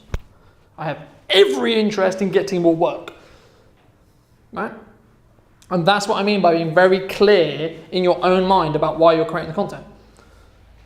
Are you doing it because you want likes, comments, fame, etc.? Nothing wrong with that. Is that why you're doing it? Okay. Or is it to be a lead gen for you? Is it something that you get more work out of? Okay. Fantastic. But then, who is it? If it is something you want to get more work for, you then need to really ask yourself, who do you want to work for? Who are they? Where are they? Is it geotyped? For us, we have to be quite specific in where we're targeting geolocated-wise, because we can only go within a region, right? In most cases, right? Of course, if someone wants to fly me out to America, feel free, right? But it's unlikely. So me connecting American relationships is part of a longer-term plan, but I'm not expecting it to give me anything anytime soon, because that's not the point of why I'm doing it. The point of why I'm doing local networking or local content creation, especially in Salisbury specifically, is because I want to attract Salisbury businesses to say, hey, what's Carlton doing? Why should I care about what Carlton's doing? And the thing is, if someone comes to you, it's a very easier sell than you going to them. All right? And what can happen with content, especially if you're consistent, is you'll be front of mind to go in whatever you do. Right? So one of the things that we've seen is people think, because you should be memorable, people who talk about networking are always going to tell you to be memorable, right? So the things I want you to remember is Carlton and video. That's it. Preferably a little bit more about me, ideally. But at a really, really crux level, they're the only two things I need you to remember. Because then whenever you think, oh, we need a video, or you hear someone that says, oh, you need a video, who's going to jump to mind first? There's plenty of other people who do what I do. There's not many who do it as consistently as I do it. Which is why I'm always going to come up first in your mind when you think video. You can have that same power if you're willing to commit to doing content. Now, I'm not saying you should commit to doing content at all, that's your decision. But if you're not willing to commit to it, you can't expect it to do anything for you. And unfortunately, it's like anything in life, in business, you have to put a lot of effort in at the beginning, get absolutely nothing. A lot more effort again, absolutely nothing. A little bit more effort, then absolutely nothing. Eventually what will happen is the right timing will be at the right place for the right people, and then you'll get some work. It will be very sporadic, very random. It will be, hey, I've been following your content for 6 months, really educational, really valuable, really enjoy it, you're part of my routine, we need to do a video campaign, can we have a conversation? Or we need a new promotional video, can we have a conversation? Or we're having issues with our culture, can we do some internal videos to help with that? Of course is the answer to all those questions. But how are you going to position yourself to be that go-to person? Right? I use the video example, replace it with whatever you do. Right? Because every single market in this room is hyper competitive. Same with mine. That doesn't mean you can't stand apart. And the reason why you can stand apart is because of you being you, not because you're just another video person. Right? So you can actually turn the thing that everyone in this room is really worried about, which is how do I look, how do I sound, so on, and turn it into your biggest asset. Because if you're authentic to yourself, which is where marketing is going, then you can be in the position to go, actually me swearing is not a big deal because I would swear normally. Okay, me walking and wearing this way, like wearing the clothes I would wear would be normal because that's how I'm going to look. Sometimes I don't wear makeup. Okay, but that's not a big deal because sometimes I don't wear makeup. Sometimes I wear this, sometimes I wear that. We're removing these boundaries where it doesn't matter, because as long as you're authentic to yourself and you believe in yourself and you trust yourself and you love yourself, it doesn't matter. And then when you get that shitty comment on TikTok, Facebook, Instagram, whatever, you'll then be able to go from a perspective of being empathetic instead of going, well, I got a shitty comment. Because you can go, well, what? Why is that person having a shit day? You can be empathetic and go, Christ, what happened to them? They've just wrote me a paragraph of why my life's terrible. In reality, what are they saying? That your life's terrible? And you just happen to be the catalyst. You just happen to be the thing that they open the app onto. So they go, you know what? Oh, okay. Is that fair? No. Is that the anonymous internet culture? Yes. Unfortunately, right? And to be honest, nowadays it's not even the I don't know who you are bit, because that happens in life anyway. Everyone will remember a situation or know a situation where they're in a position, whoever that may be in their life, or someone comes home, they've had a bad day, or your partner's come home and had a bad day and they take it on you, not because they want to, but because you're in a place of care with them. So they know you're not going to just crumble and, it's still not fair, but it's just what happens, right? And sometimes having that level of empathy and having that level of understanding to the other person can actually create you to be better as a human, but also create better content. Because you can empathize with your target audience at that point. So moving it slightly back to the content side of things, if you keep getting comments saying, I don't like this, okay, ask why. Why do they not like that? And ask yourself, okay, is this the person that I want to target? Is this the person I want to talk to? If it is, tweak the content. You're never going to get content right 100% of the time. You'll have one video that does really well for no reason. And then you'll have videos that you put your heart and soul into, and they get 4 views. And it's the most soul-crushing thing in the entire world. But this is why you need to understand, and you need to really, really trust yourself and say, vanity metrics are not what's going to pay the bills. They're lovely, they're great, they're wonderful to have, but they're actually not that important. They're fine if you want to have a marketing campaign and you want those key performance indicators to say, well, this got this number of views and this did this and this did that. That's fine. They have their place. But what does it actually do for your business? I would rather have a video get 5 views, but 4 of those views, managing director, CEO. My mum. Right? It's probably likely. Instead of hundreds of thousands of views of people who are never going to hire me. Again, are you doing it for fame? Or are you doing it to create a business? Which are you doing it? Neither's wrong, just make the decision.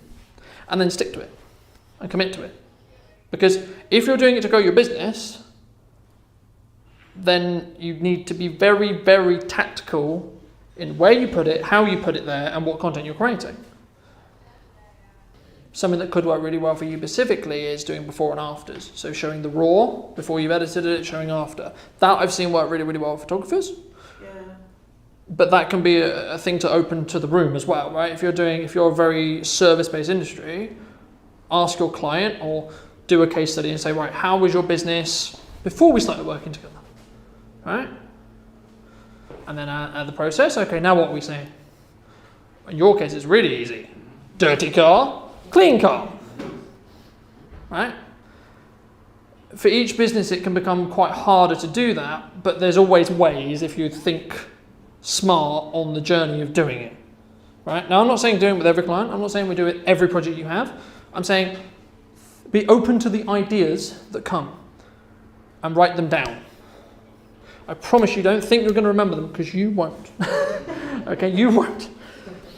So have an idea book, have an idea notepad, have an idea something. Have a whiteboard, have whatever your method is, it doesn't matter. Because it's yours. Again, like a lot of this is about create something that works for you. It's not about, is it going to work for me or not? It doesn't matter if it works for me or not. Because I've got my own method, right? But if you start documenting your ideas, when you get around to creating content, this is my content day, where I create content for social media, you won't be in the position of what I'm going to create. It'll be the question of what do I feel like creating, what do I want to create, because you'll have this long, long list, because you'll document all the ideas. Before we broke, I asked you to think about a question. So I just want to do a little bit of Q&A for about 5-10 minutes before we jump into the practical stuff. Has anyone got any questions? Specifically around the first half and what we discussed, and anything specifically you want me to go in a little bit more depth on? Yeah, I have one. Yeah.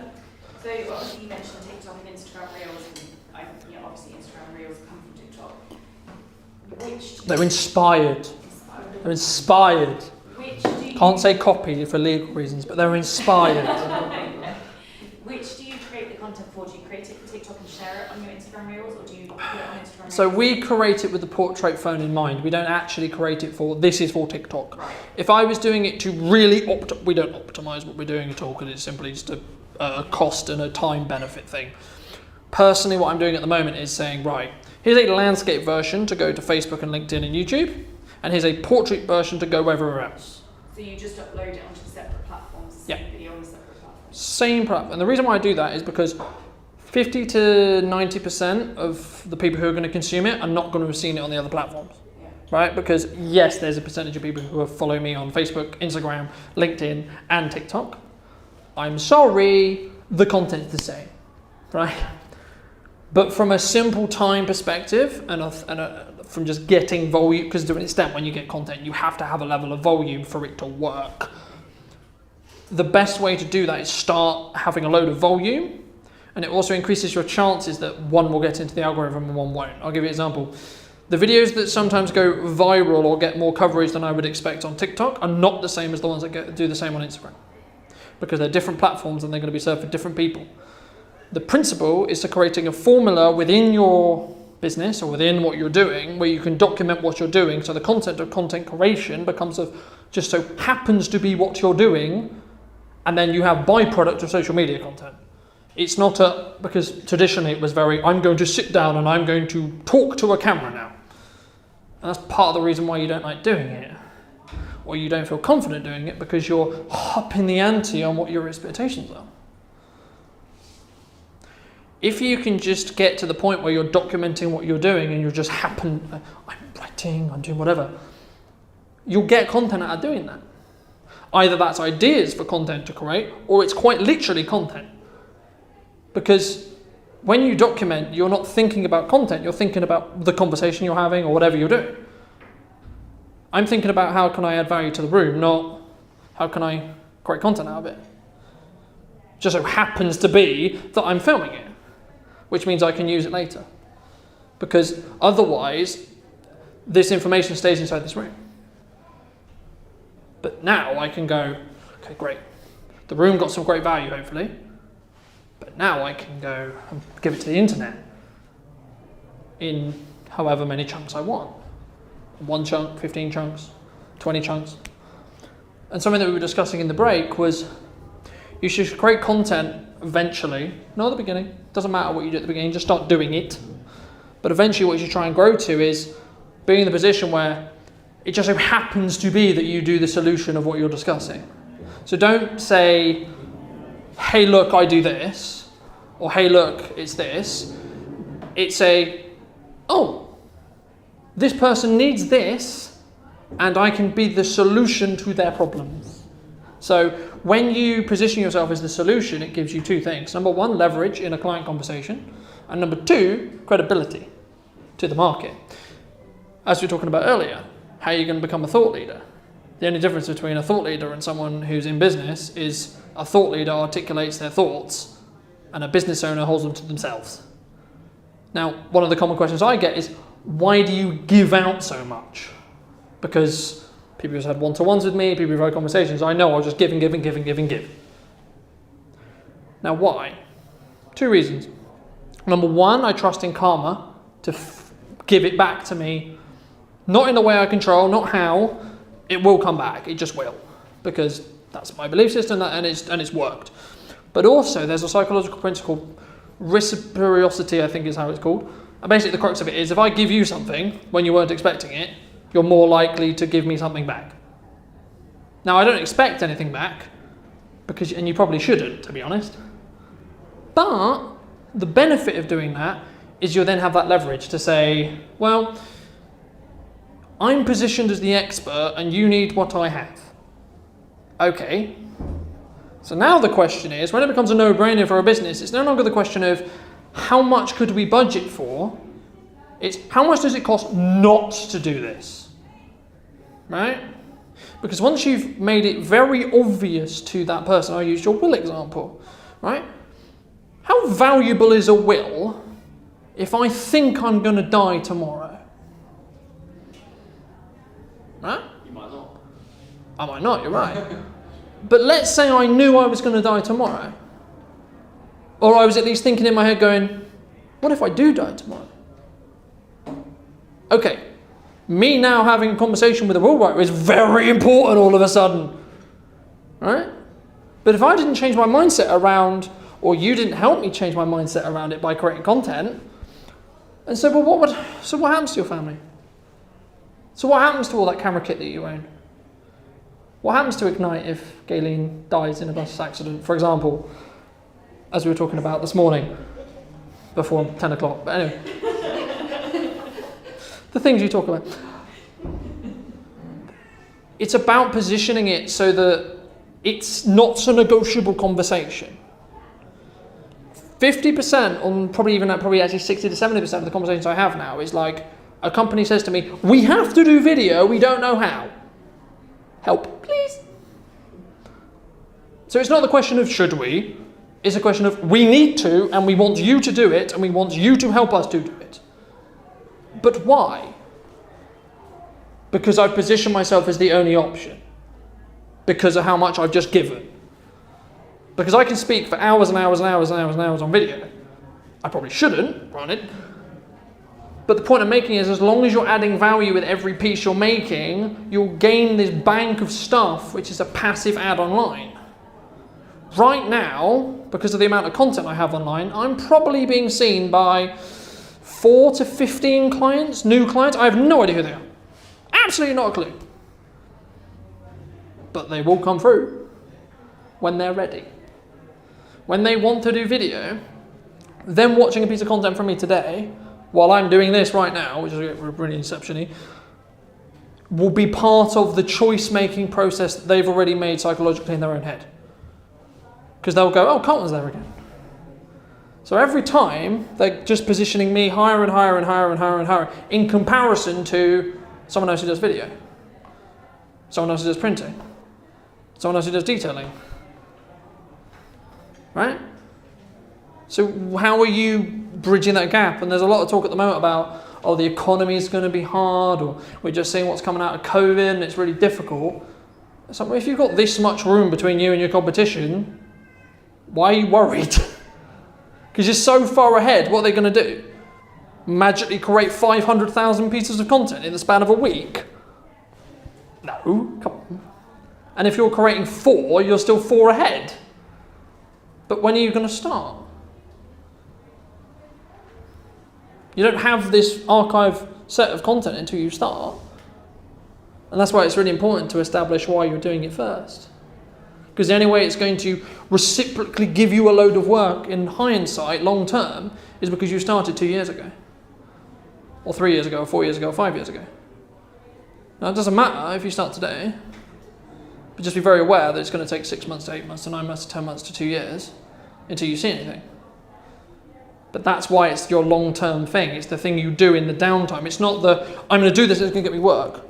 No, you might get really lucky, right? You might post the right video at the right time and it might hit the right person, right? That's just luck. But you can increase your probability of that happening by increasing the amount of times you post. The more content you have, the more likelihood it is the right person at the right time is going to find it. There's lots of other strategies you can do. Hashtags, target audience, really targeting it from an advertising point of view. I won't get any of that today because it's not relevant right now to what you guys are trying to do. What you guys are trying to do is go, okay, I have a business. It's currently where it is. I'm great, really grateful, I'm really happy with where it is, but I want it to be so much better. So how am I going to get it there? A way, or one of the best ways, is to create legacy content that, especially if you're going to have the same conversation again, film it once, then you can use it. So let's say, who has a common question that they answer in a sales call? What's your minimum quantity of business cards you can print? Okay, minimum quantity of business cards. Would you rather say that 3 times a day, film it once and then send them the video? That's a benefit of doing video. Doesn't have to be as a video, can be as a video. What, any other questions that you say a lot of? I get asked what a blog post is or whether their business needs one. Okay. Is the answer quite could the answer to the question be quite generic? Yeah, absolutely. I think blog posts are important for every business. So. Okay. So then, would you rather say that, or would you rather have a video that you can then use? And what can happen when you do it as a video form is you can go very specific. You can go really in depth in one sector. You can say, for this sector, hi lawyers. Blog post is important for you because. Hi dentists. Blog post is really important because. Right? How are you doing that? If you get those inquiries for those questions, do you mean you send them a link to the video on your YouTube page? Depends on or if you send them the video it depends file, on it depends on okay, so there's two if answers. you're on the phone, you want to give an answer. So it depends on, this is where your own trust in your sales methodology needs to be really strong. You need to ask yourself, is that prospect that's reaching out to you, do you have an opportunity to tell them on the phone? Are they on the phone right now and you could just tell them the answer? Sure. Is that going to mean you win the sale? Okay, great, cool. If it does, do it. But you should have a mental note and then maybe a physical note afterwards and say, okay, well, I've been asked this question in 5 different sales calls, none of which have actually got to the point of sale yet, right? And then, if that happens to you a lot, you can then ask yourself and go, right, is this prospect that I'm about to spend an hour talking to, half an hour talking to, 15 minutes talking to, 5, whatever, an amount of time talking to, actually most likely ready to sign a deal with me? Now this is just being really brutal, but are they, right? Is this call going to make me money, yes or no? Is the answer I want you to think about. And that could be £5 or £5,000. Doesn't matter. Is it going to make you money right now? If the answer to that question is no, and you have the answer in a video, give them the video. And say, I would love to talk about more of your challenges. Feel free to let me know when is a good time to talk. Because what you're doing is you're going directly to their solution. They just want to know, why is blog writing good for lawyers? They might not be ready to buy some copywriting services. They just want to be educated. Now it's up to you. You might say, actually, well, no, actually, I want to talk to the person. I want to start to nurture them. I want to have that conversation. Fantastic. Then have the conversation. But if you don't have something else to give them, you only have the option of, I have to now have that conversation. Now at the beginning, you have to do that. But as you start creating content, you then got these assets you can then use. So, hey, have you thought about this? Hey, your business will go under if you don't do X, right? Hey, you could triple your revenue if you do Y. These are all pattern interrupts. They're going, you're just naturally scrolling and you're going, oh my God, I've got to stop and listen because either my business is going to go under or I really want, yes, of course I want to triple my revenue. I want to make lots of money. I'm going to listen, you've got my attention. It's about creating creative ideas. Now that might be really simply of the beginning of your video is like alludes to the rest of the video.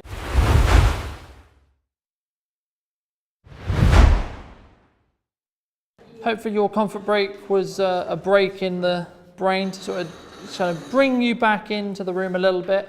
And was there anyone who had any questions while they were on the break? I'm going to do a very quick Q&A just to get us back into the flow of it. Was there any specific questions or any concerns that anyone has about either their question, about creating content, anything we talked in the first half? Because this next half is going to be quite quickly moving into practical, because I want to get you to start creating the process and really start building that, because that's one of the benefits of doing something like this is actually you get to do it, right? And you get to do it in a safe pair of hands. But does anyone have any concerns or worries or anything that they had in regards to content or regards to actually doing the practical? Can I just get clear on Of course you can. what you want from the 1 minute? Yes. Yeah, of course. So for me, the 1 minute is an opportunity for you to answer a specific pain point that your client has. Just one. And the reason why it's just one is because I'm trying to keep it simple so that we don't try and, because you can do strategies where you like dip into 3 and etc. But for the sake of this, just getting you started, it's easier to keep it simple, because then you can start building the rhythm of doing it, and then you can work on actually making it more complicated.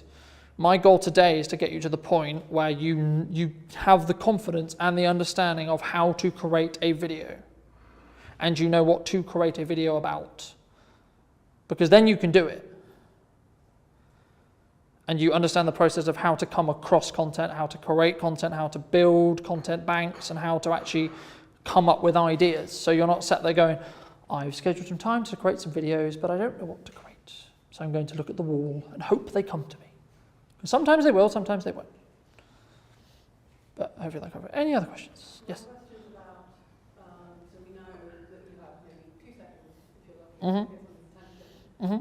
You're talking about, like, how do you, or are there specific things that you do that can be good hooks without them being obvious hooks? Because a lot of these classic ways of doing it seem so easy and obviously so 500 million times, and they're just unable to make don't gel on your brand. Or, Yeah. So what we're talking about here is how do you hold attention of an audience for an extended period of time? Okay, so the first question is, okay, I'll answer the first bit, how do you capture them?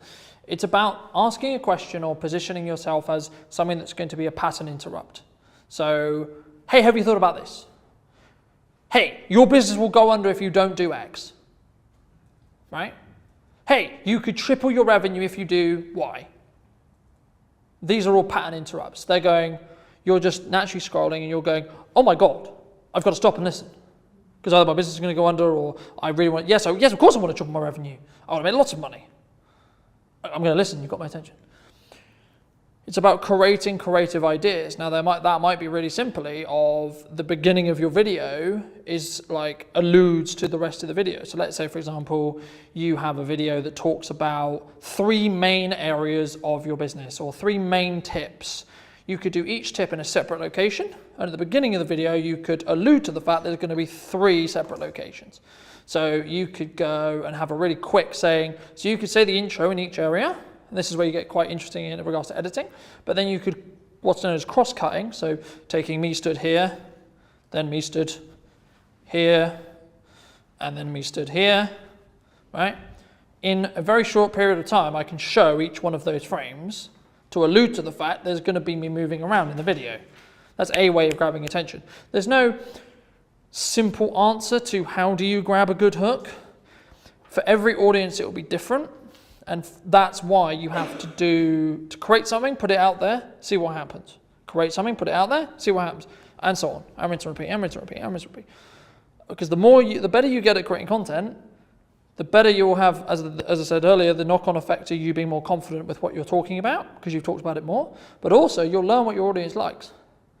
Because you'll look at the metrics and go, right, why did this video get 1,000 views, but this video only got 2? Of course you can, yeah. Mm-hmm. By far, way beyond anything else. Yep. Is there a way that I can, because what I'm concerned about is that that's just people watching you draw, it's not actually going to sell any white coat. Again, it's a visual thing, right? Like, we're visual creatures. That looks really pretty. Yeah. So is there a way that maybe is it like voiceovers of me talking about things that matter? So something which to be aware of is that 95% of people will listen to the video first muted, especially on places like LinkedIn. So you won't actually hear the audio at all. So the best hooks are visual ones, because no matter how I look at the video, if I'm seeing the video, I see the hook. So it might be a movement of a camera, it might be me jumping into frame, it might be me doing something with my hands. It's about, and as I say, it's very difficult for me to say, you do this, you do this, you do this, it has this result. Because that's all data led. So the reason why you've got to start doing it is so you can start to gain data, so you then know what works. Yeah. Yep. Yep. Yeah. But in terms of engagement and in terms of that, like, it's way beyond web showing process video. So how can I, with that data, Mm-hmm. how do I move forward? Because I don't want to just continually do. What happens if you combine them? That's what I'm wondering. So what I would now do is say, okay, people really engage and comment on this, so they clearly like this, but they also really like that, as in they physically like this. What happens if I combine the two? So now it's about coming up with a concept which is going to combine the two, right? So can you articulate something while showing something else, right? Can you show some of your art whilst talking about how you created it? For example. Yeah. Yeah. So the rule of thumb to follow really simply in video is how can you visually tell a story and auditory tell a story as well. Because what's going to happen is your audience is going to want, like, how do we hold attention? Things should be changing as quickly as they possibly can that doesn't distract from what you're trying to talk about. When we talk about that, it's about how are you changing the tone of your voice. Like if you've listened to in the first half, I was going up and down and up and down. What I'm trying to do is not make it monotone, because you're going to go to sleep if it's monotone. What I'm doing, and I'm trying to move around where relevant as well, I'm trying to change things that happen. So you reframe the attention again, right? And you're going, okay, cool, right? Because you're going to be more engaged in the conversation that I'm having with you to say, actually, you should be listening here. What about here? What about this? And the more visual cues I can give you, the better. Because then you're going to go, cool. And this is why it's about, but also that can go the other way sometimes, and this is why I alluded to with the PowerPoint. Sometimes that can be distracting for your audience. So sometimes actually just you talking to camera can be really valuable, because once you get them beyond, say, 10 seconds, they're pretty much committed. There's going to be natural drop-off eventually, right? Like some people are just going to go, actually, this isn't for me, as you go through it. Don't worry about that at the beginning. Just worry about because you only want 1% of your audience anyway. Because the 1% of the audience that stays to the end consistently is the 1% that's actually going to pay you money, right? Or actually going to buy what you do, or want to have a sales call with you. If you worry about, and this is why, like, you're either doing it where it's 1,000 people who are likely to become clients, or it's 10,000 people who they like stuff and it's nice, but it's not doing anything for the business. And this is why it's very clear and very important to understand, why are you doing it at the beginning? Why are you creating content? Is it to grow your business, or is it gain a following? Because the strategies you use will drastically change the outcome. I don't care how many views my videos get, as long as they're seen by the right people. I think that's where I'm coming from. It's like I can just keep doing process videos and I will possibly get the likes on it and a lot of views, but Yeah. I don't know whether that's having, or whether it's, I don't feel that that's actually Yeah. connected So the question I would have for you is, and this is why it was important, and we talked a little bit about pain points earlier, it's about articulating why someone, when they make a decision in regards to what you do, why are they going to choose you? Something we were talking about in the break was, you have a solution to a problem. Everyone in this room has a solution to a problem. How do you position that problem and say, we are the only solution for you, dear customer, dear client, right? So, how do we feel about filming a video on our phones? Is that something you're comfortable with? Is that something that you've done before? Is that something that you're okay with? So if I said to you, right now, just talk about your day to your phone for a minute, could you do that? Do you think? Yeah? Sorry? I'll take pictures of myself, pictures of my food, videos of everything else, but not of myself. Okay, why? I think it's a confidence thing. I get really embarrassed. And like today I'm really embarrassed, so I just like start around myself. Okay. Okay. So my question is, why are you embarrassed? What are you embarrassed about? What would happen that would make you embarrassed? Is that because you think that the people around you are going to judge you? Is that because, oh, she's not very pretty? Is it that?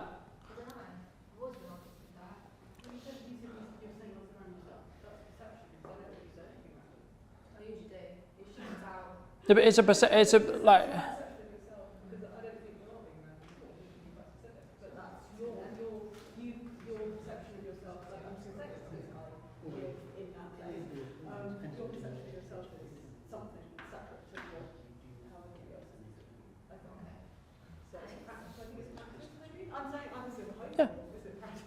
Yeah.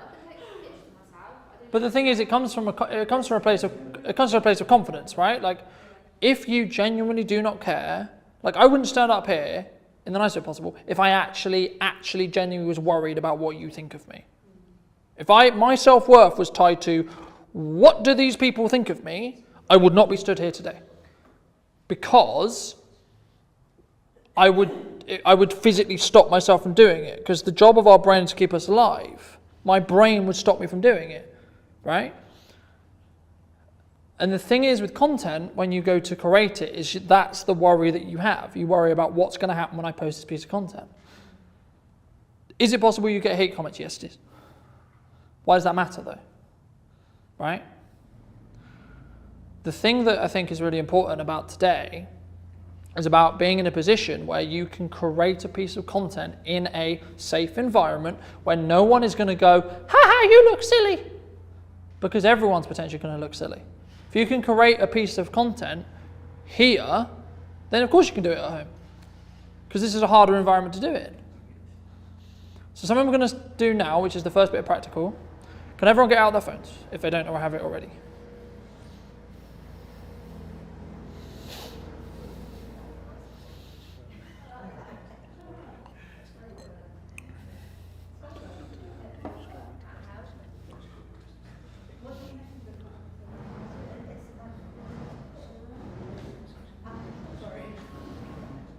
So the first thing that I want everyone to do is not think about it, just press record and talk to your phone for 1 minute. No, you can. You can only do it because you're worried and thinking about it. Okay? There's some psychology here, and it's very simple. If you get in the way of your brain kicking in and saying, oh my God, I might die, oh my God, I'm worried, oh my God, what do people think of me? Within 5 seconds, you'll be fine. You have to do it within 5 seconds though. Because if you don't, then your brain will start kicking in going, I'm really worried, I'm really concerned, etc. Right? And then it'll stop you. It'll physically stop you from doing it. Because it's going to go, what if I die? Right? So, talk to your phone. Press record, talk to your phone. Talk to your phone. Talk to your phone.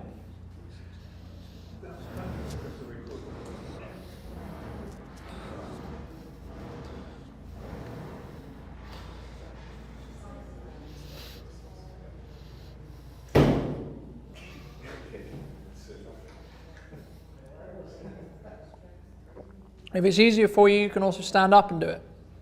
So we do not then. It's all right, don't worry.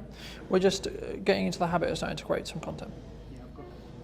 So we're not actually creating the actual content now about what we're going to source you in regards to your problems.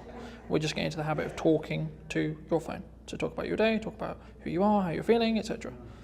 And just get into the habit of picking up your phone and talking to it.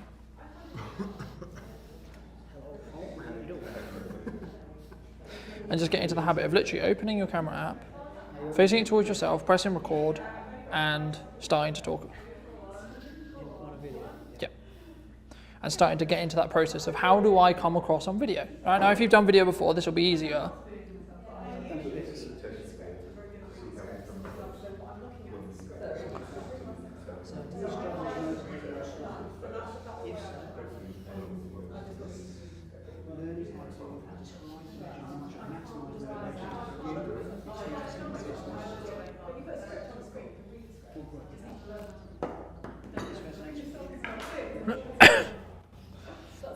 So the thing is about script writing, is if you have it here on your phone screen, when I look at the video, I will know you're not looking at the camera. Because I will. Yeah, no, you're right, because it's a degree thing, right? And it will help, it will. But if you truly want to make a connection, you actually want to be able to do videos quickly and actually have a large amount of emotion. You can the tip I always say to people is stick a post-it note over the screen. So you've got the notes there, and you can't see yourself, because the reason why we look at our phones is because we see ourselves, right? And we're going into that judgment area of going, how do I look? Why am I like this? What is my hair doing? The reason why we put a post-it note over the screen is you can't see yourself. But it also forces you to look up. Right? So if you put it under, so the selfie camera's here, if you put it just underneath, you can completely read your notes. Glance down, glance up, glance down, glance up. But also you can make eye contact with the lens, which is going to make a difference for an emotional connection with your audience. Right? No, so you put a post-it note on the screen. So you put it here so you can't see yourself. Because even subconsciously you're going to go, why am I saying that? Why am I looking over here? What am I doing? What am I concerned about, right? When you create a piece of content, instead of focusing on the piece of content.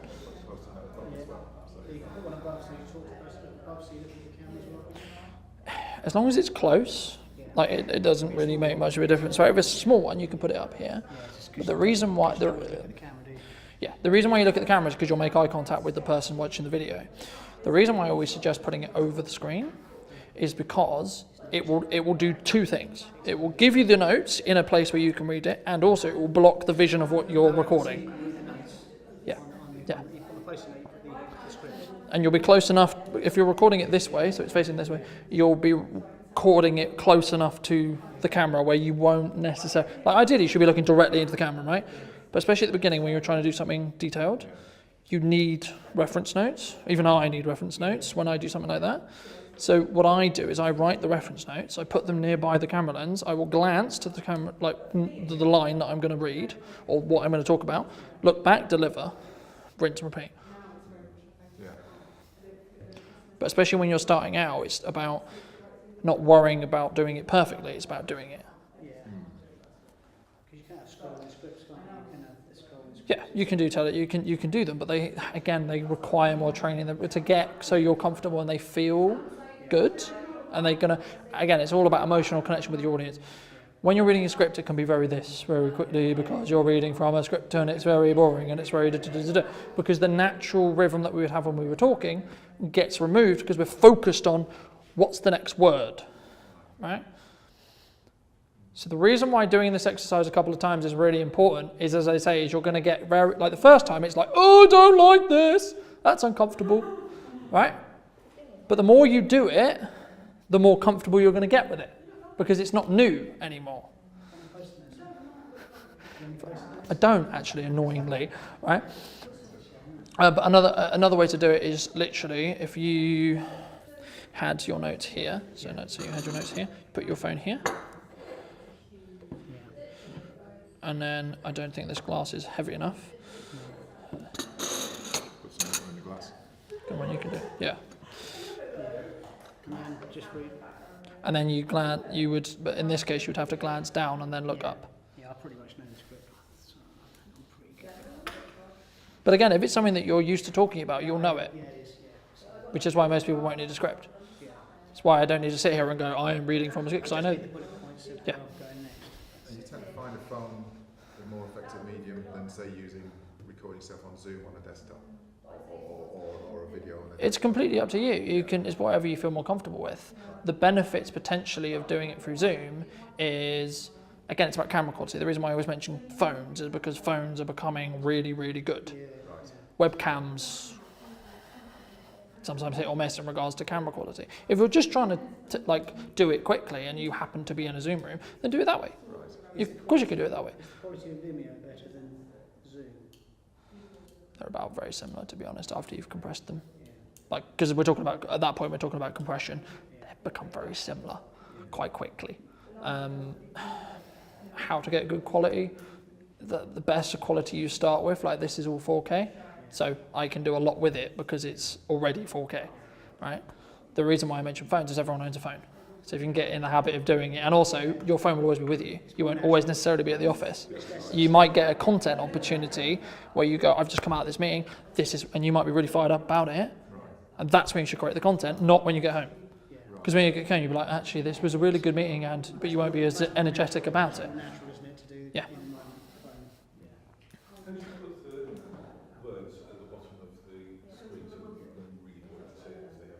In the video afterwards? Yeah, so subtitles on the video afterwards, yeah? So subtitles on the video afterwards, you would post-edit in. So there's apps you can do it in most editors, but in most cases you're manually writing what you're saying and adding it, which is time consuming.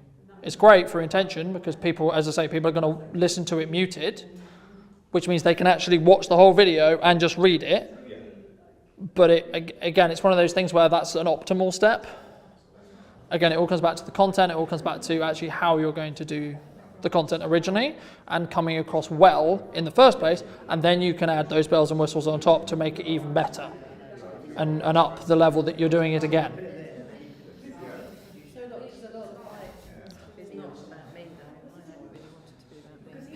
But again, you're the catalyst to that information. Like, again, it's not about me, it's about video. But I'm the catalyst to help you understand how to use video. So how did we find that first exercise? I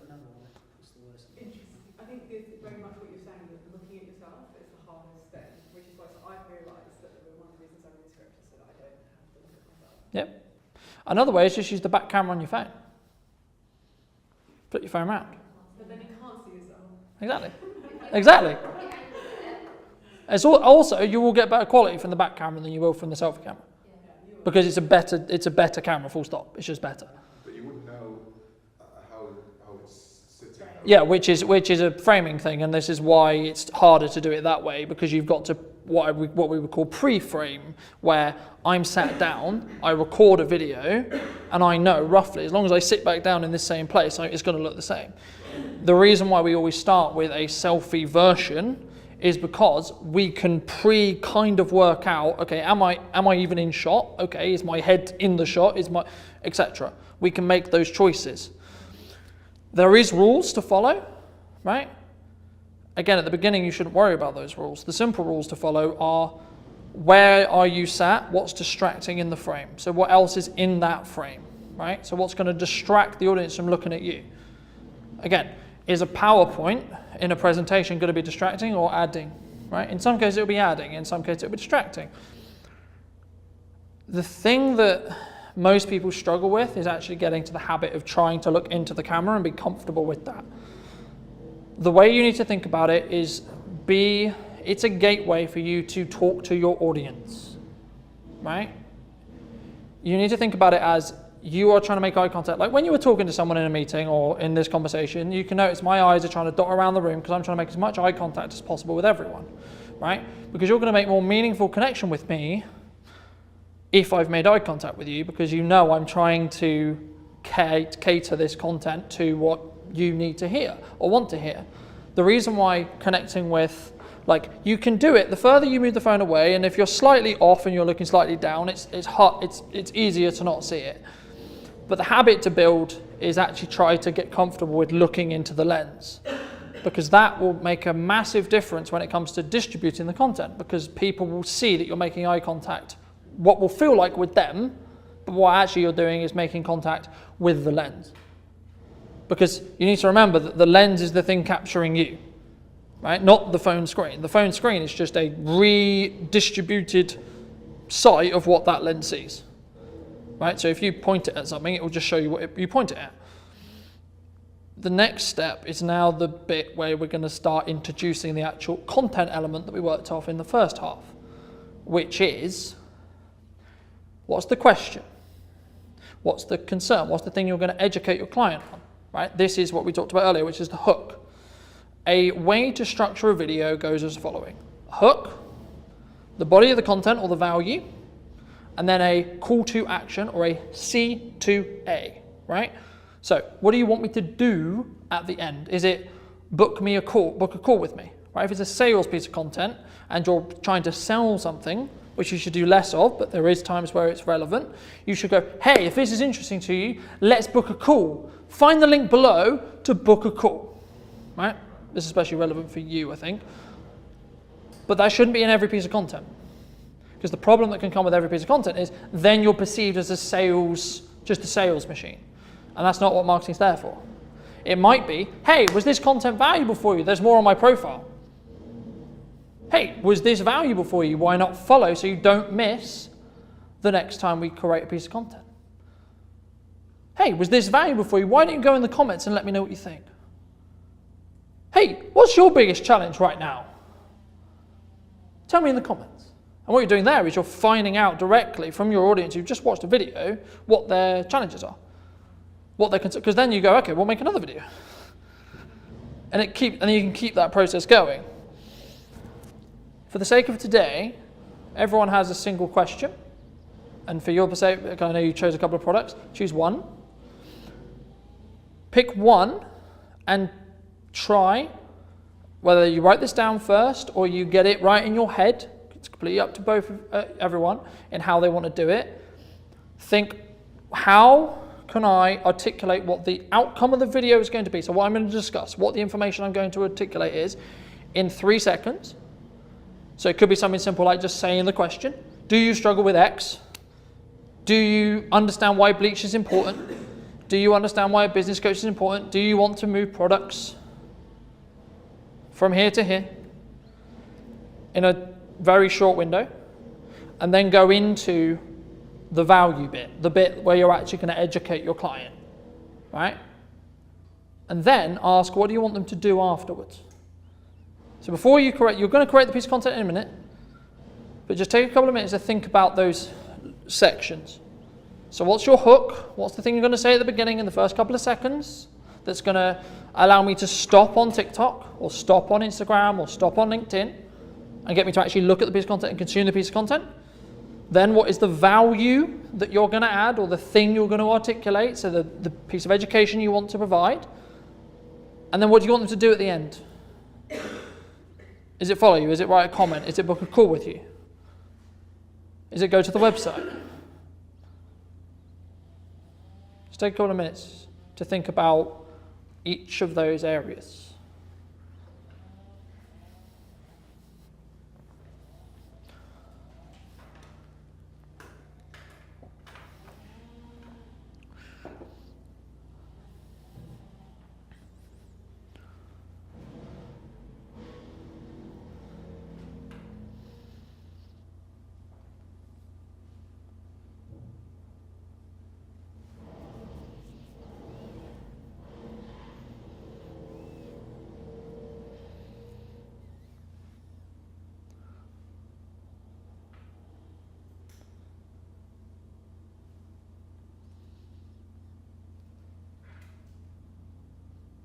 And it's not about putting it into boxes where you have to say word for word. It's about having a rough idea of, okay, so I'm going to open with this. I'm going to then move into this. I'm then going to ask them to do this. Because if you put it into too much of a box, you're in the position where you've got to then read it, which will remove the things I mentioned earlier, which is about emotion and connection and being able to actually articulate specifically what you're doing. Because what you want to do is be able to want to speak from the heart. You don't necessarily want to go, I'm going to talk about a diatribe now. I'm going to talk about in a monotone. I'm going to share why. And you're not reading from a product page or a service page.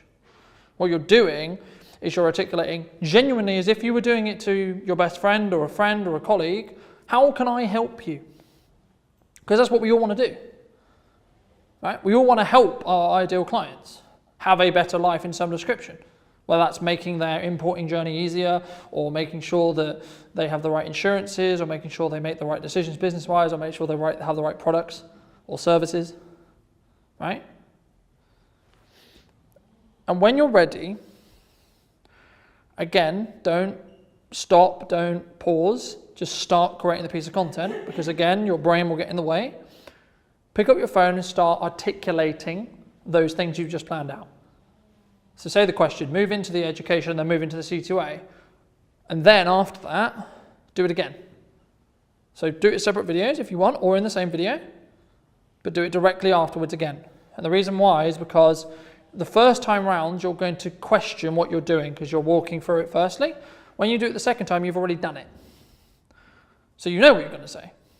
So then you'll actually be more comfortable in what you're saying, which means you'll come across better. But you'll also be in more of the habit of doing it. So whenever you're ready, again, take as long as you need if you still want to plan out a little bit more on what is your hook, what is your actual content, and then what's your C2A. But if you feel you're ready, pick up your phone, start recording the content.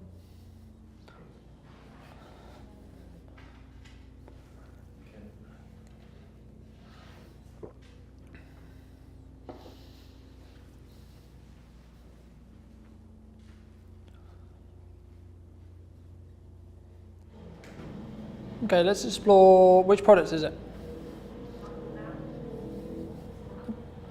Okay, so what would be the question in regards to why I should care about this product? Do you suffer from hunger now problems? Okay, and then how does the product help with that? So the opening hook is, do you suffer with X? Right? So then what happens if I use the product? Okay, but how? How's the process? Explain the process. Explain how do I use it. Okay. Okay. So again, think about it this way. Why specifically is that cream more important than another cream I could get off the shelf? What is it about that cream? Is it because of what's in it? Is it because of how it's made? Is it because of the research that's gone into actually helping deal with this specific issue? Okay. So the call to action for us would be... and then, hey, if this is interesting for you, or this is something that you would find valuable, you can find the product on Amazon, you can find the product on a website, you can find the product XYZ. Leave their details on there so that they can get a free...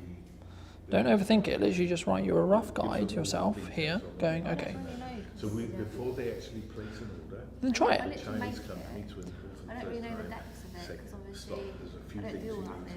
Okay. because this can go horribly wrong. I know what's in it, should know. But then say, okay, I would recommend this product because it's easy to use.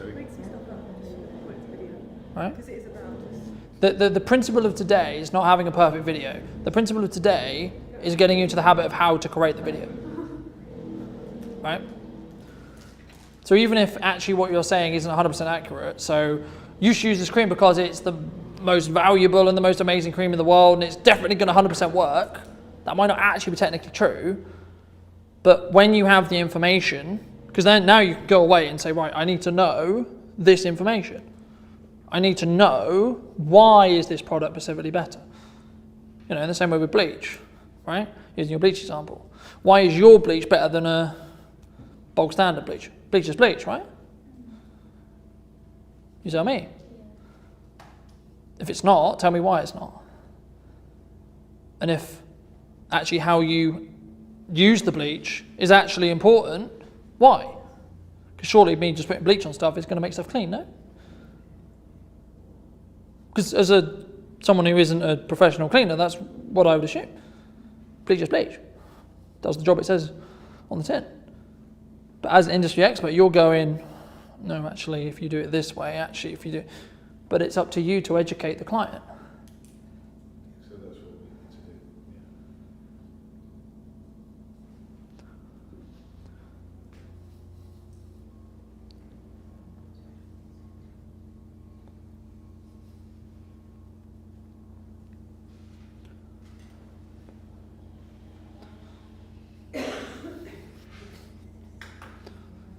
You ready?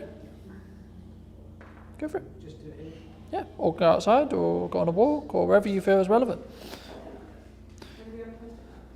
If you feel if it's going to be easier for you, stand up and then press record. If that means going out in the foyer, if that means walking over here, if that means walking around the room. Sorry? Yeah.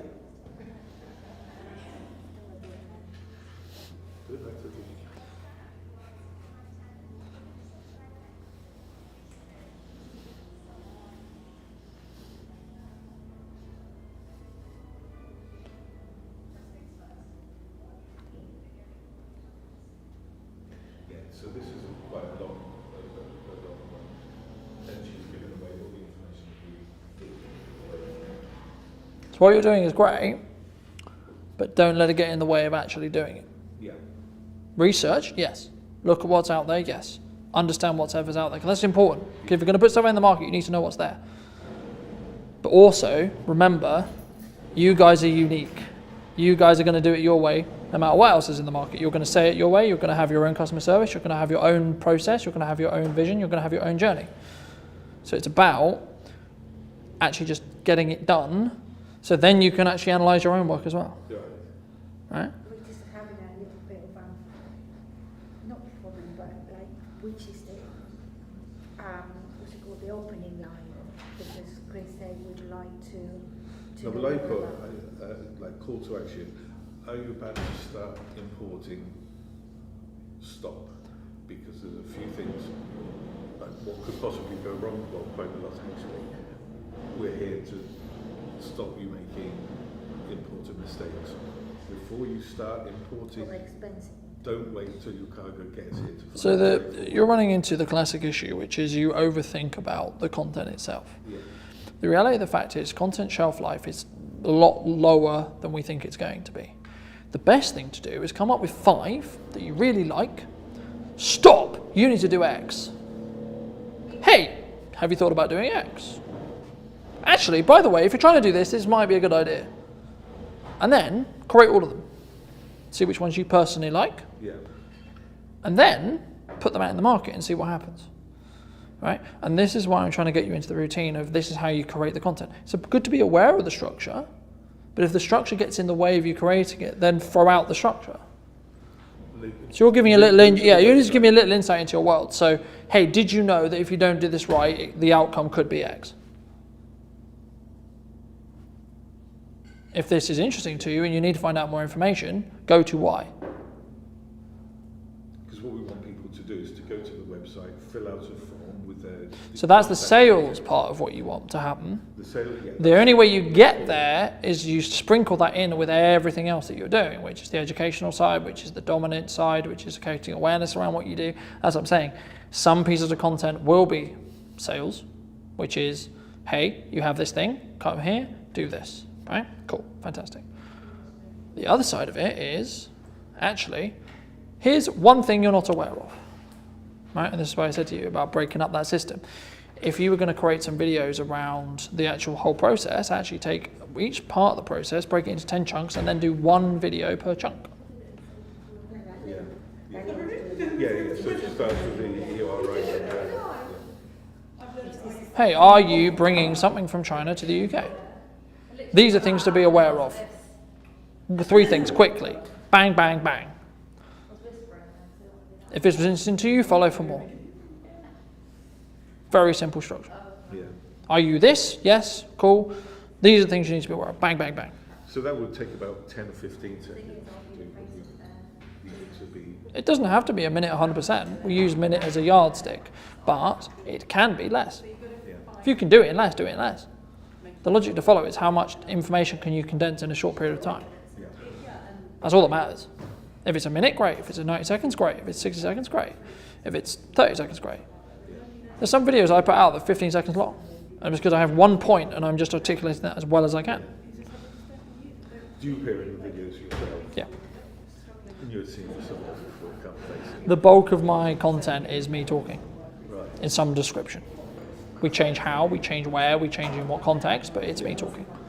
Because I'm a service provider. I sell me. I sell what I do for clients. I tell the transformation that I give clients in the same way you do. You sell a transformation. You sell a hand-holding process through bringing something from China, from India, from so on, into the UK. In a very complicated custom system. But you make it easy. So it's how can you articulate that to people who don't know you? And how can you get them to actually have the attention? What we've found, what I actually know, is that with most freight forwarding companies out there, the type of customer that we're going after, they don't want. And the reason why they don't want to deal with those people is because they don't know what they're doing. And they have to explain everything. The likelihood of something going wrong, the wrong paperwork, the wrong... Yeah, but what you want is someone just to go, I don't particularly care what needs to happen, I need you to do that. But I want to communicate to them that when they choose a freight forwarding company, it's not just a case of picking up, doing a search for it. You need to know which freight forwarding companies are going to want to work with you and which ones don't want your business, because... Then educate that, then educate on that. Right? So for just for today's session, pick one of those and create a piece of content about it.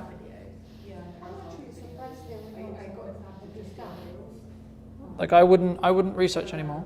I would just start actually doing it, because the best way you'll know is by trying it. Because you'll try something and go, I don't like that. And then you'll go, okay, but why don't I like that?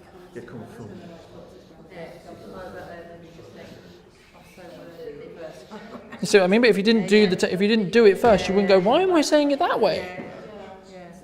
I can condense this. Like it can be a sentence, not a paragraph. Yeah.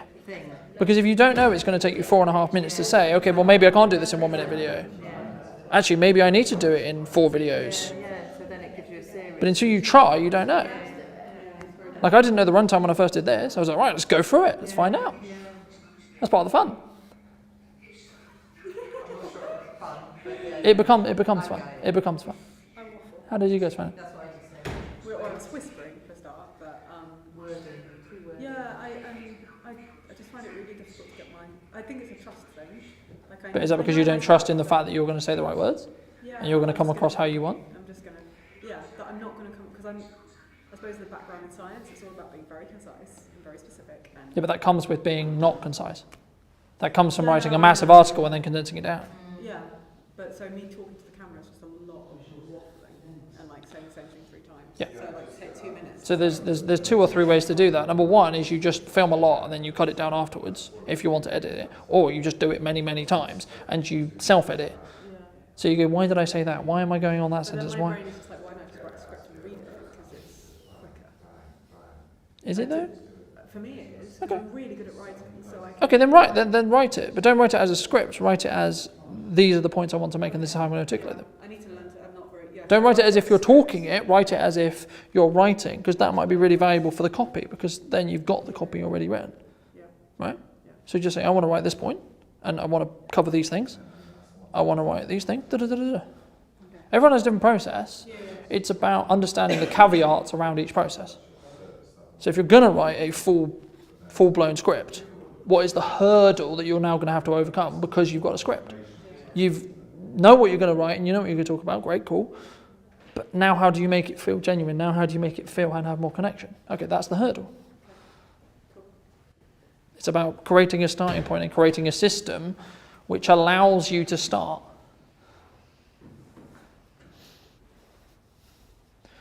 Are you in despair? No, that's very good. Yeah, it's just going to, just adding it's the content. I just, my content, I just want a bit more content there. But what you have done is you've bridged that gap, that actually getting the phone out and just doing that. And your tip about the post-it note is excellent. And also the reason why it's a post-it note is because there's only so much room on a post-it note. Right? So you can't have a diatribe this long because you can't put it on. So it keeps you, when you're notes writing, you have to be concise with your note taking because you have a square. And it also means you're going to do less in a video because you physically can't fit any more information on the post-it note, which means you have to stop filming, put a new post-it note on, which also means you're going to create short form content which will sit on social media or sit wherever you're going to distribute it in a more concise way, which means it's more likely, as I said at the beginning, to actually be seen in its full reality. Right? It's better to distribute a 1 minute video 10 times from a 10-minute presentation than a 10-minute video once. Because the average drop-off is about 2 minutes in. Mine's only half a minute, is that a problem? Nope. The point of this exercise is to find how you can condense information into a form of a video. We use a minute as a yardstick because it's the common time that people end up using. If it's 30 seconds, great. If it's 90 seconds, great. Everyone asks me, what's the perfect length of time? The perfect length of time is simply how much information can you condense in the shortest period of time. The reason why I'm going to watch a video or reading an article is because the article will take me 10 minutes to read, but the video might take me 5 and I get the same amount of information. So time is valuable to me. I've just saved 5 minutes by watching it as a video instead of reading it as an article. So I save 5 minutes. Times that by the number of articles I want to read a day, you can suddenly gain an hour. But the question is, from a creator point of view, which is what you all are trying to do, is how can you help your clients condense their time? Because if you can help them condense the information into the time, then you'll gain their attention, which means you're very likely to be front of mind, which in turn means you're very likely to get an opportunity to sell to them. Which at the end of the day, if we go all the way back to the beginning, why do we want to do it in the first place? Because we wanted to grow our businesses. We wanted to gain more people to talk to. We wanted to gain more clients. We wanted to gain more ability to actually sell more. But you have to add a huge amount of value up front, expecting nothing in return, so that for the perfect timing, for the perfect person, they'll then come to you. Because they'll think, I need this thing, I need to talk to this person. Coca-Cola analogy. Why do you buy Coca-Cola? Because you are consistently seeing Coca-Cola.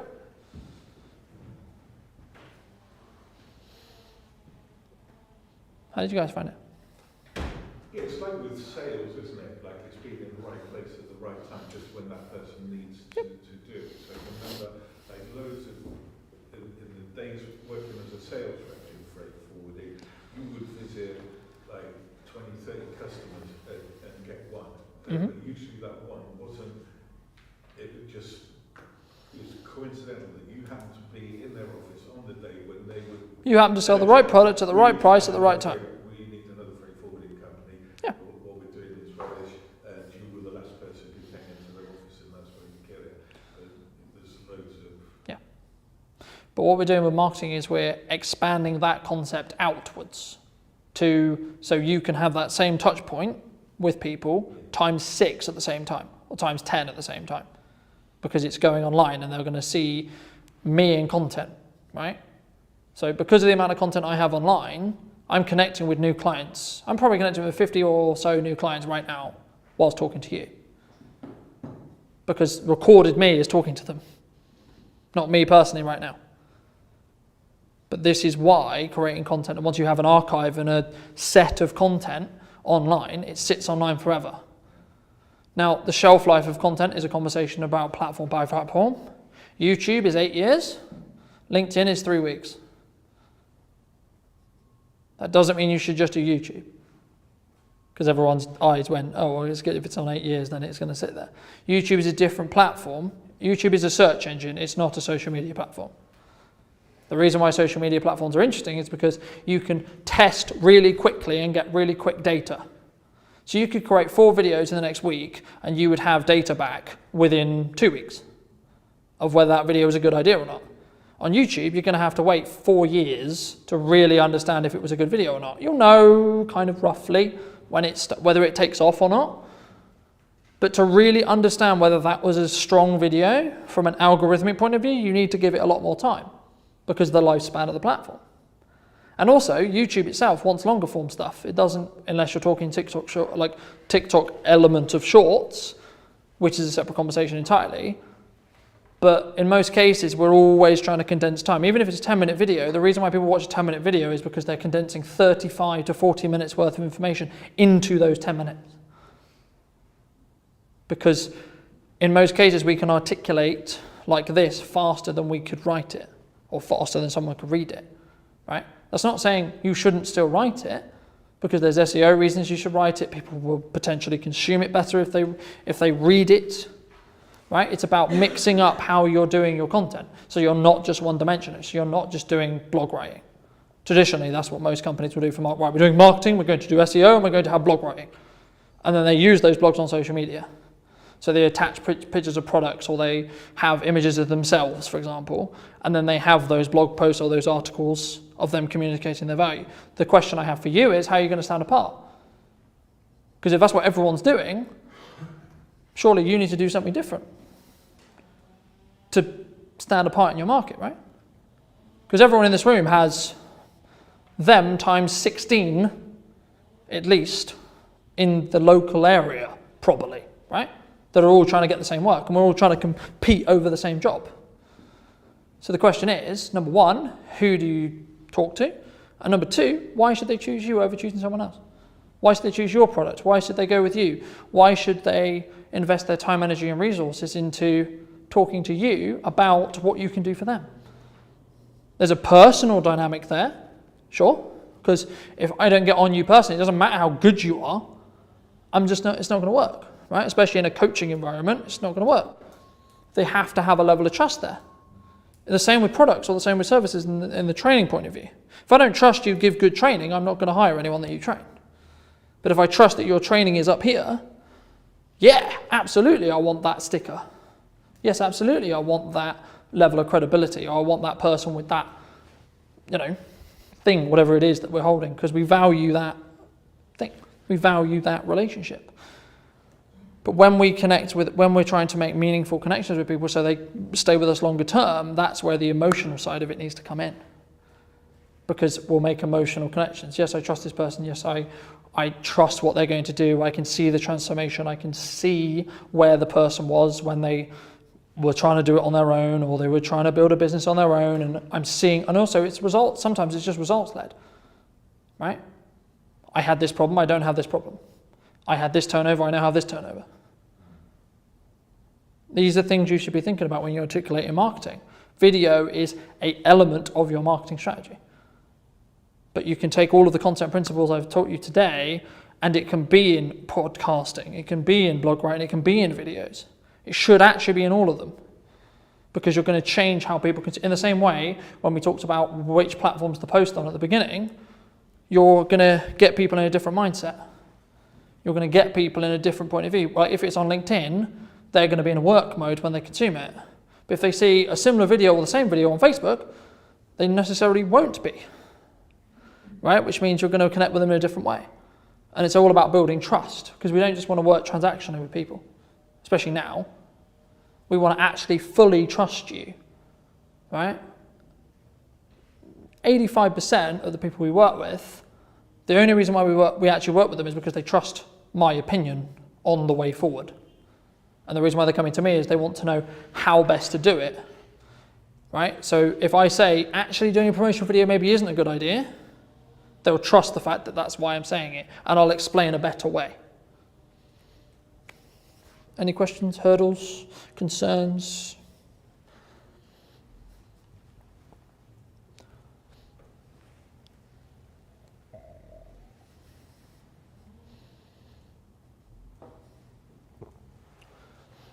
Do you feel confident now that you can go away today and actually start creating content? So firstly, know what the content's going to be, but then secondly, actually know how to do it? Pretty much to get started, I think, yeah. I think with doing a longer, podcast, a longer piece, it's going to be a bit of a challenge. But I think we know where to start. I mean, the way to think about that is it's a long-form conversation that happens to be recorded. So it's a conversation like we're having now, but it just so happens to be recorded. Because that's all a podcast is. It's a conversation. It's a recorded conversation. It's up to you. Podcasts can be anywhere from 20 minutes to 3 hours. I watched one the other day that was 3.5 hours long. I watched it in 2 sittings, but it was 3.5 hours long. I've also watched podcasts that were 20 minutes long. Again, it comes back to how engaging and how interested am I in the content.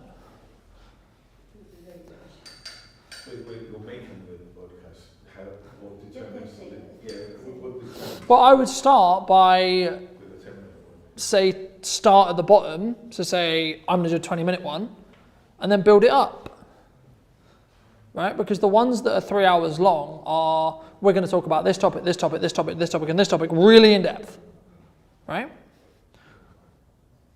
But you don't have to start there. And this is what I said to you. A lot of creating content is just about getting started, because it will build your ideas of, hey, we could do this, hey, we could do this, hey, we could create content about this, hey, we could do this. And then you can start doing stuff more complicated, like a podcast, like Days in the Life, like a real style piece where it's not just one video clip of you talking, where you can start adding in elements, you can start changing up your locations, you can start playing around with editing, you can start adding in music, you can start doing all these things. But all of that stuff is going to be a distraction until you're in the position where you're ready to just share value. Because all of that other stuff is just making the content more enjoyable to watch. If the content still isn't valuable, it doesn't matter. Because that's the bit that's important. So the podcast would be a conversation with you and another member of staff? So Could be a member of staff, could be a client, could be talking about industry updates, could be taking hot takes on the news. Could it be you on the road? Yeah. Solo podcasts are a thing.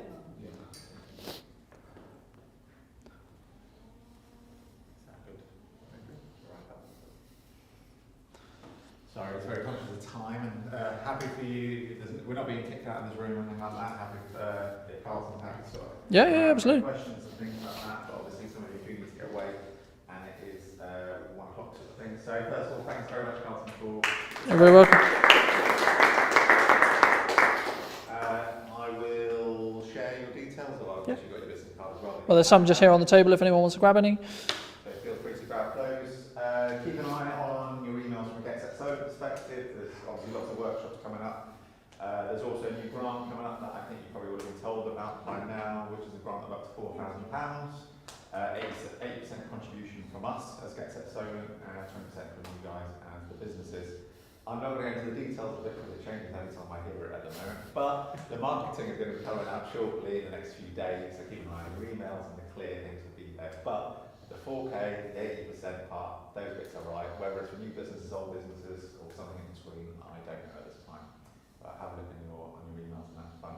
But thanks very much for everyone's turning up today and engagement in the workshop. I haven't been able to sort of be listening in and out behind the door there, so it sounds like it's been fantastic, and I look forward to seeing you all again on a screen or in person at an event. Thanks very much, and thanks again, Carlton. Thank you. You're welcome.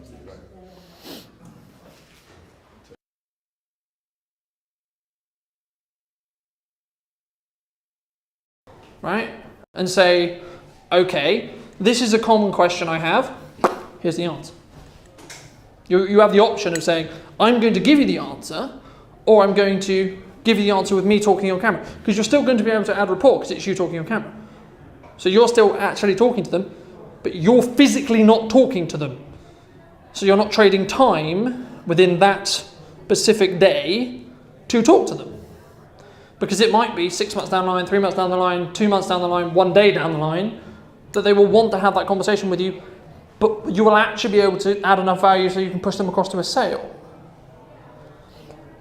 And this is where it's that having that balance of you need to make sure you know whether they're ready to bite or not, or whether they're in a position where they're going to buy from you or not. Now you may not know that. Okay, fine, then just make a judgment call and then make a decision. And it's just through trial and error that you'll know. But eventually, once you've done enough sales conversations, you'll know kind of whether they are or not. And then it's a point of, if anyone ever says to you, oh, we need time to think about it, what they're saying is we need more information. That's what you should be hearing when you hear that. It's got nothing to do with they need time, they need more information, they need to be educated. Because if it was a desirable thing that they had and they were like, this is literally something I have to do right now, then they would do it right now.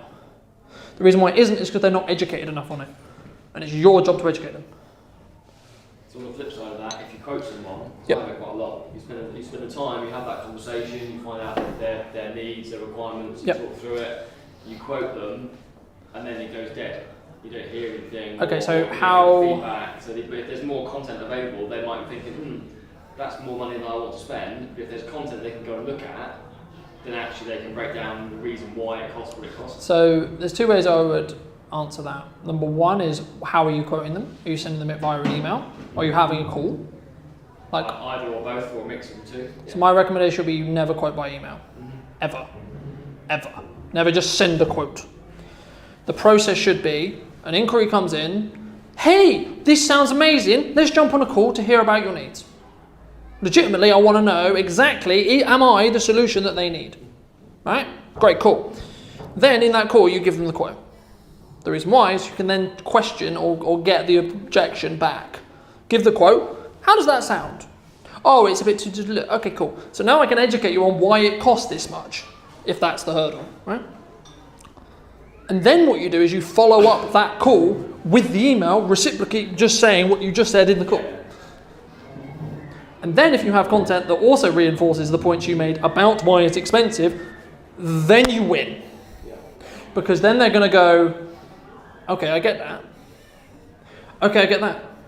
Here it is again. Okay, I get it. Take my money. Clear my car. Right? I'm conscious of time, so I want to move quickly into some practical examples.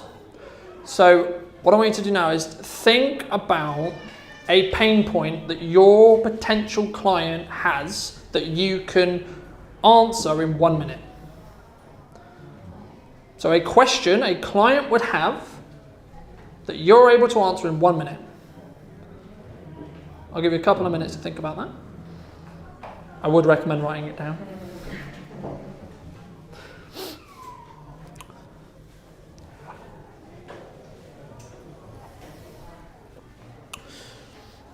And in a minute, you'll realise why I needed everyone to have TikTok on their phone.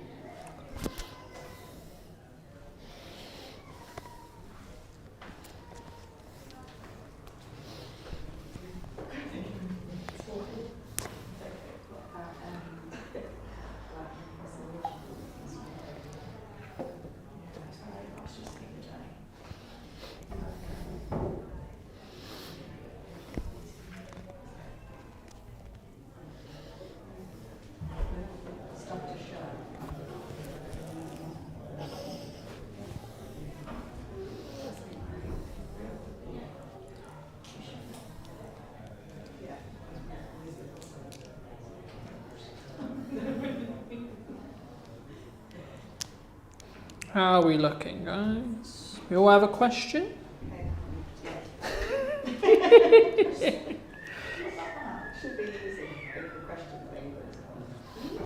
And if this isn't easy for you, this is an example of why this is something you need to practice. Yes. Because how are you going to give value to your audience if you don't know what they're suffering with, or what their pain points are, or what their issues are, or what they're trying to overcome? Because you can't be in a position of authority to say, this is how you overcome your problem, if you don't know their problem.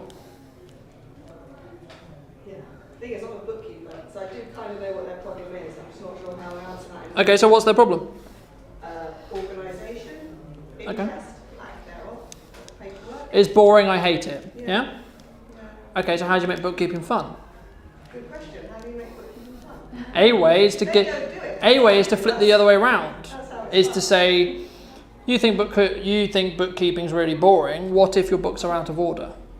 What does that look like in your business? What happens to the business? Because this is what it looks like when they come to me. But what's worst case scenario?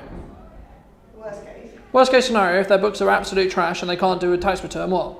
And then they can't file their tax returns. And then what? Business fails. Fine. Yeah. Fine, leading to potentially business fails. Okay, now we know what we're creating content around. Fines. Fines? How to avoid fines on HMRC? Don't have shit books. Give me your Job done. I mean, in crux, am I wrong? No.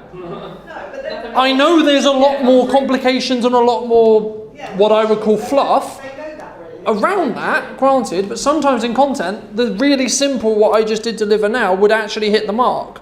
Okay, you've got my attention, right? Your business will fail if you have shit books, but here's how I can fix it. Okay, I'm now really interested on why me having shit books is a good idea, right? So, after the practical, I'm going to give a little bit of a breakdown of how to do a video like effectively. And the point of that is not to intimidate you into having to do it that way. It's for you to be aware that that's what you should try and emulate. Ideal world, right? So who knows what this is? Or these are? Headphones, yeah? Who knows what this is? This bit of it. Why do you think it's designed like this?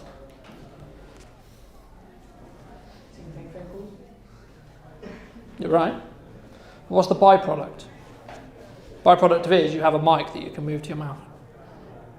The key part of video is me being able to hear you. Right?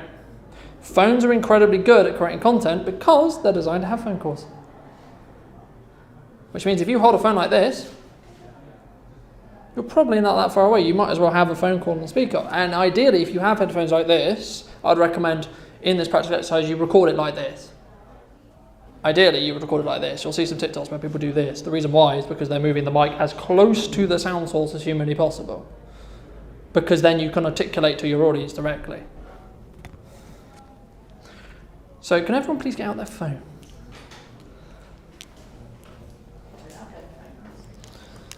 You don't need headphones. It's an ideal thing to work around so many things. Again, these are things to think about. These are not ideals. The point of this initial exercise is going to be getting into the habit of actually, can I talk to a camera?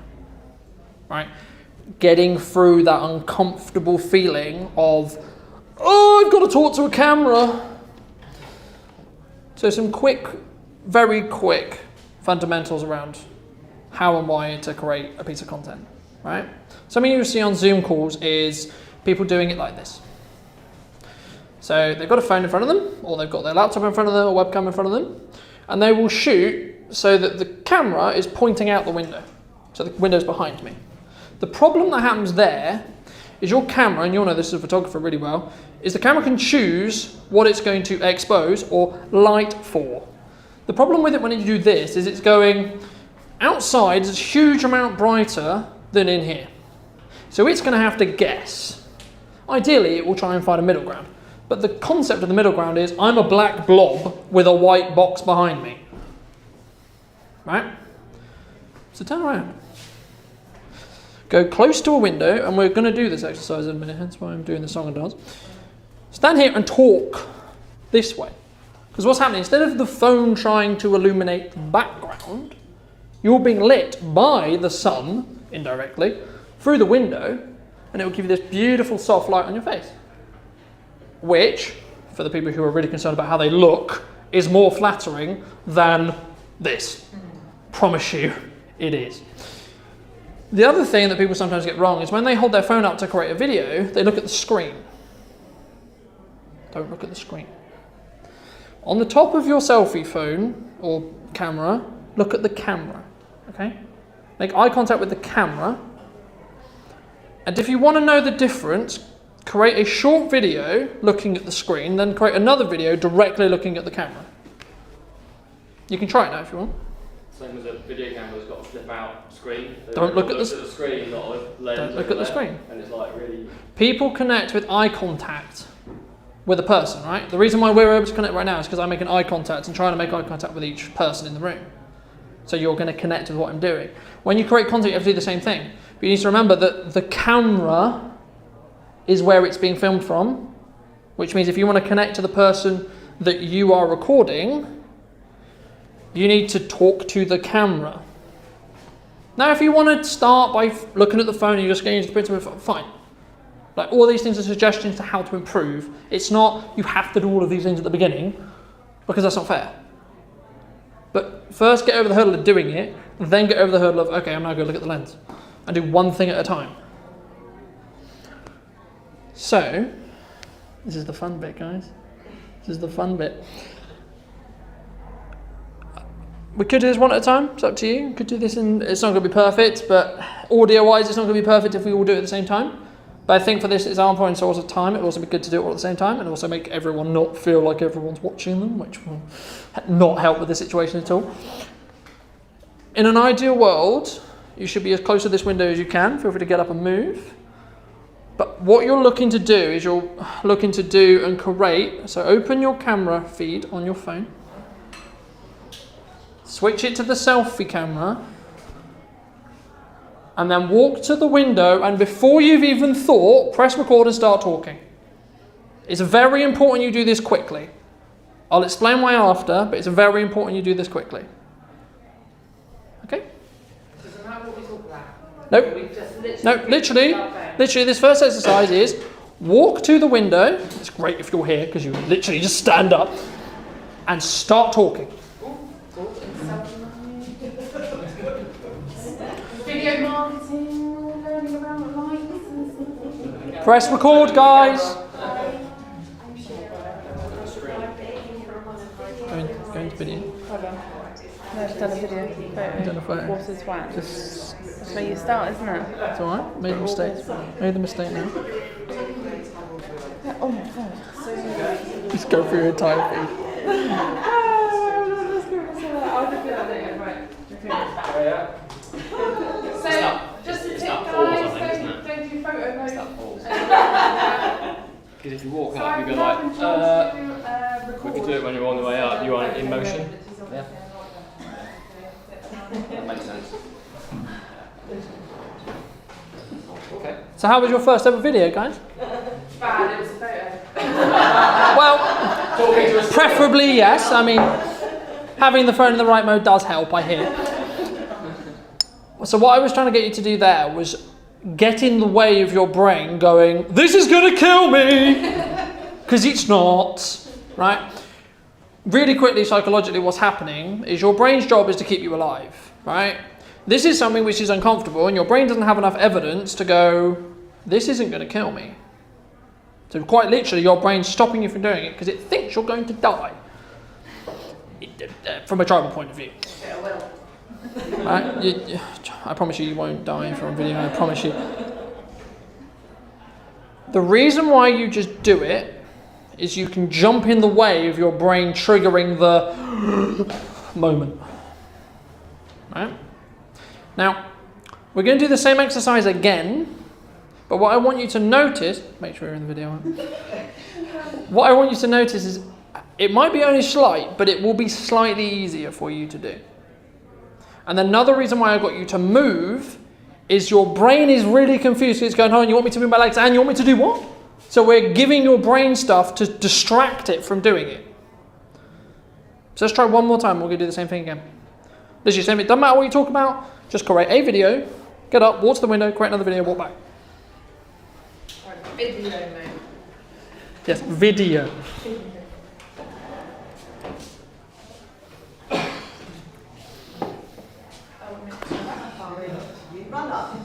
Run up and jump out the window, guys, come on. Video mode. Testing on the video mode.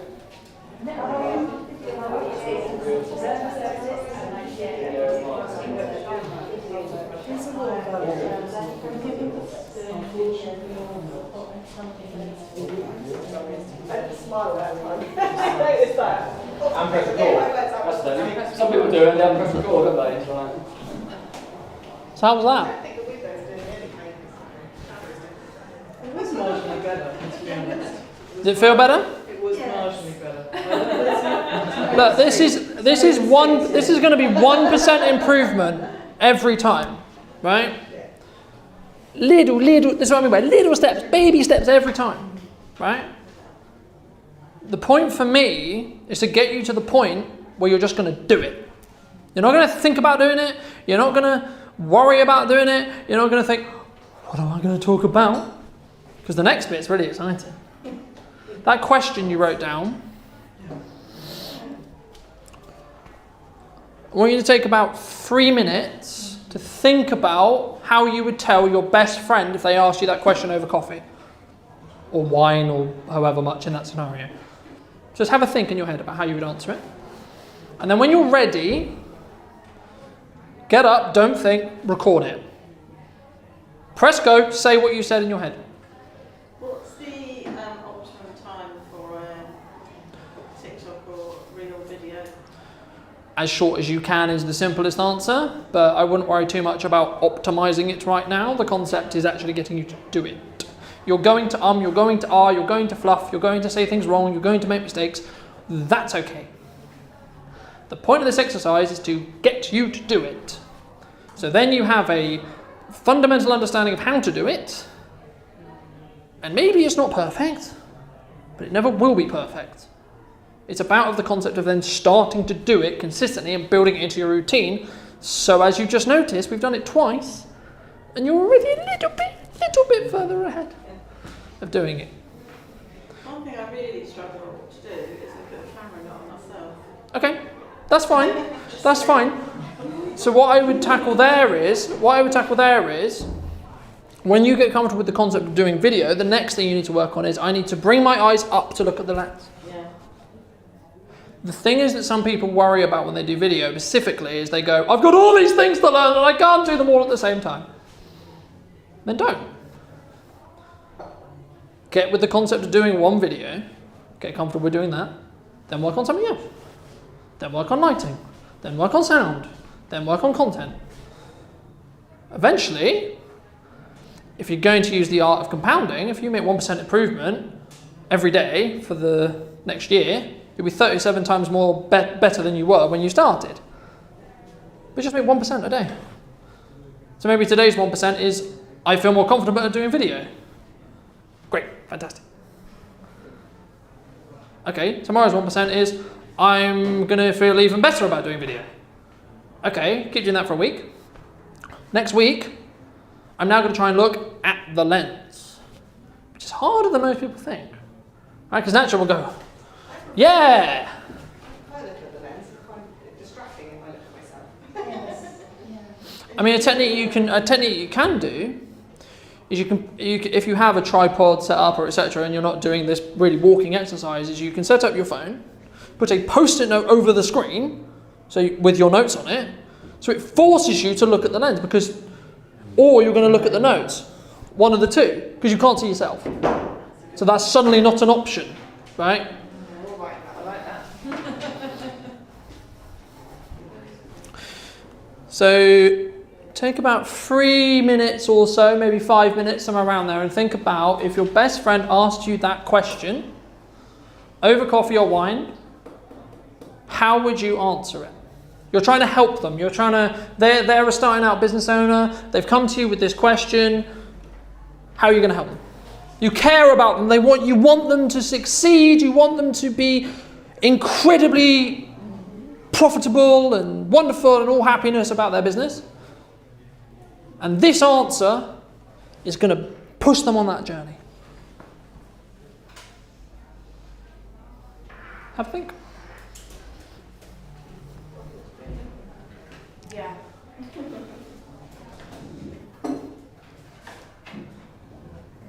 And then when you're ready,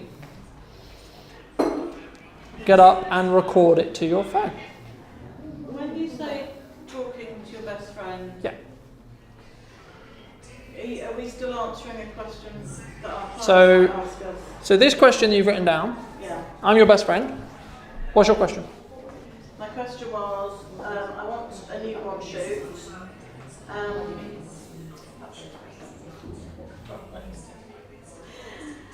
I want a newborn shoot with those lovely curly sleepy poses, but what happens if the baby can't get the baby to sleep? Okay, That's so a question a client might ask me. not yeah, the best yeah, fantastic. So I'm a new client. This is another way to think about it. A new client's come to you with this problem, right? Just got married, just had a new kid, really want to capture that point in their life because they're going to get really big really fast, right? But I've got this problem. How would you answer it? I'm very confident we can get baby to sleep. I have some great baby whispering skills, which you might even learn something when you're with me. That sounds a bit fancy. Okay, so you've got a good structure there. Now go through it in your head a couple of times. Yeah. Keep going, keep going, keep going, keep going. Until you're sick of hearing it in your head, get up and record it. Okay. And it's really important to not have a gap in between the concept of I'm going to get up and record it and actually doing it. Because again, we're trying to break that pattern in your brain where your brain's going to jump in and go, this is scary, we're not going to do this. Do you think it's better to write kind of bullet points of what you want to say and then fill it in on the cuff? Or actually in your head know exactly what you're going to say? The answer is both, and it depends on your style. Yeah. At this stage, none of that matters because we're just trying to get you into the principle of doing it. Everything else you can optimize, you can get better at, and my recommendation would be that you write detailed notes around whatever you're going to discuss and not a script. Yeah. If you want to script it, that's fine. You script it. Personally, I don't like doing scripts because it will lock you into, and you're more likely to go, oh, I've missed a word, the world's over. But you can do a bullet list of things. If you do, I need to cover this, this, this, and this, you've still got a lot of room. I mean, look, I'll show you. These are my notes for what we're talking about today. That's it.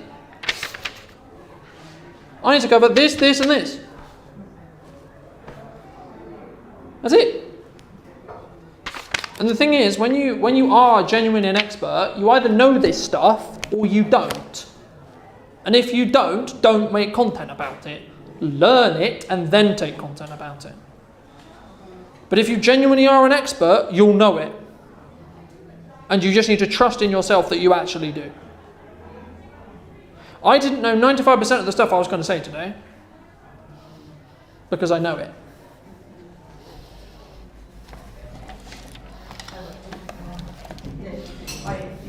I wrote a script. I like a script. You know the launch I wrote it. Do it. And I Just do it. Of course, I can do a one-off birthday t-shirt for Jack, and just let me know whether you want for a photograph or whether you want just single colour writing or anything like that. Give me a call. So I do the script, I just read through it, repeat. Okay, give me a call. And then I'll start reciting it as I walk around the house and I do it. But I will like input as well. I don't know why we're doing this. That just felt right to me. I don't know. The reason why you feel irritable and tired and not so good is because you're not honouring the natural rhythm of your body. Do it. Don't think. Press go, start talking.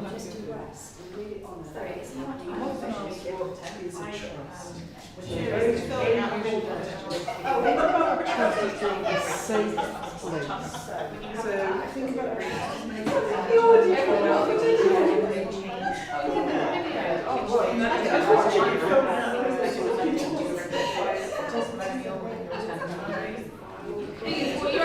What you have to take from that though is that you might have done it wrong, but you're going to sit up and do it again.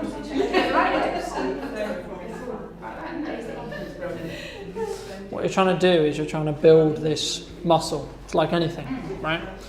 The reason why we're doing so many and we're doing it in quick succession is we're trying to build that muscle quickly, right? So that you're in the habit of doing it. So when you started today, you were like, oh, no way, right? But now, because we've done that muscle over and over and over again, every single thing that you think is like, I'm not going to do it, I'm going to assume I'm going to look like an idiot, you're like, fuck it, let's just do it. Well, my first one was a photo. Yeah, but you've made that mistake now, so you're like, okay, cool, let's make sure it's on video.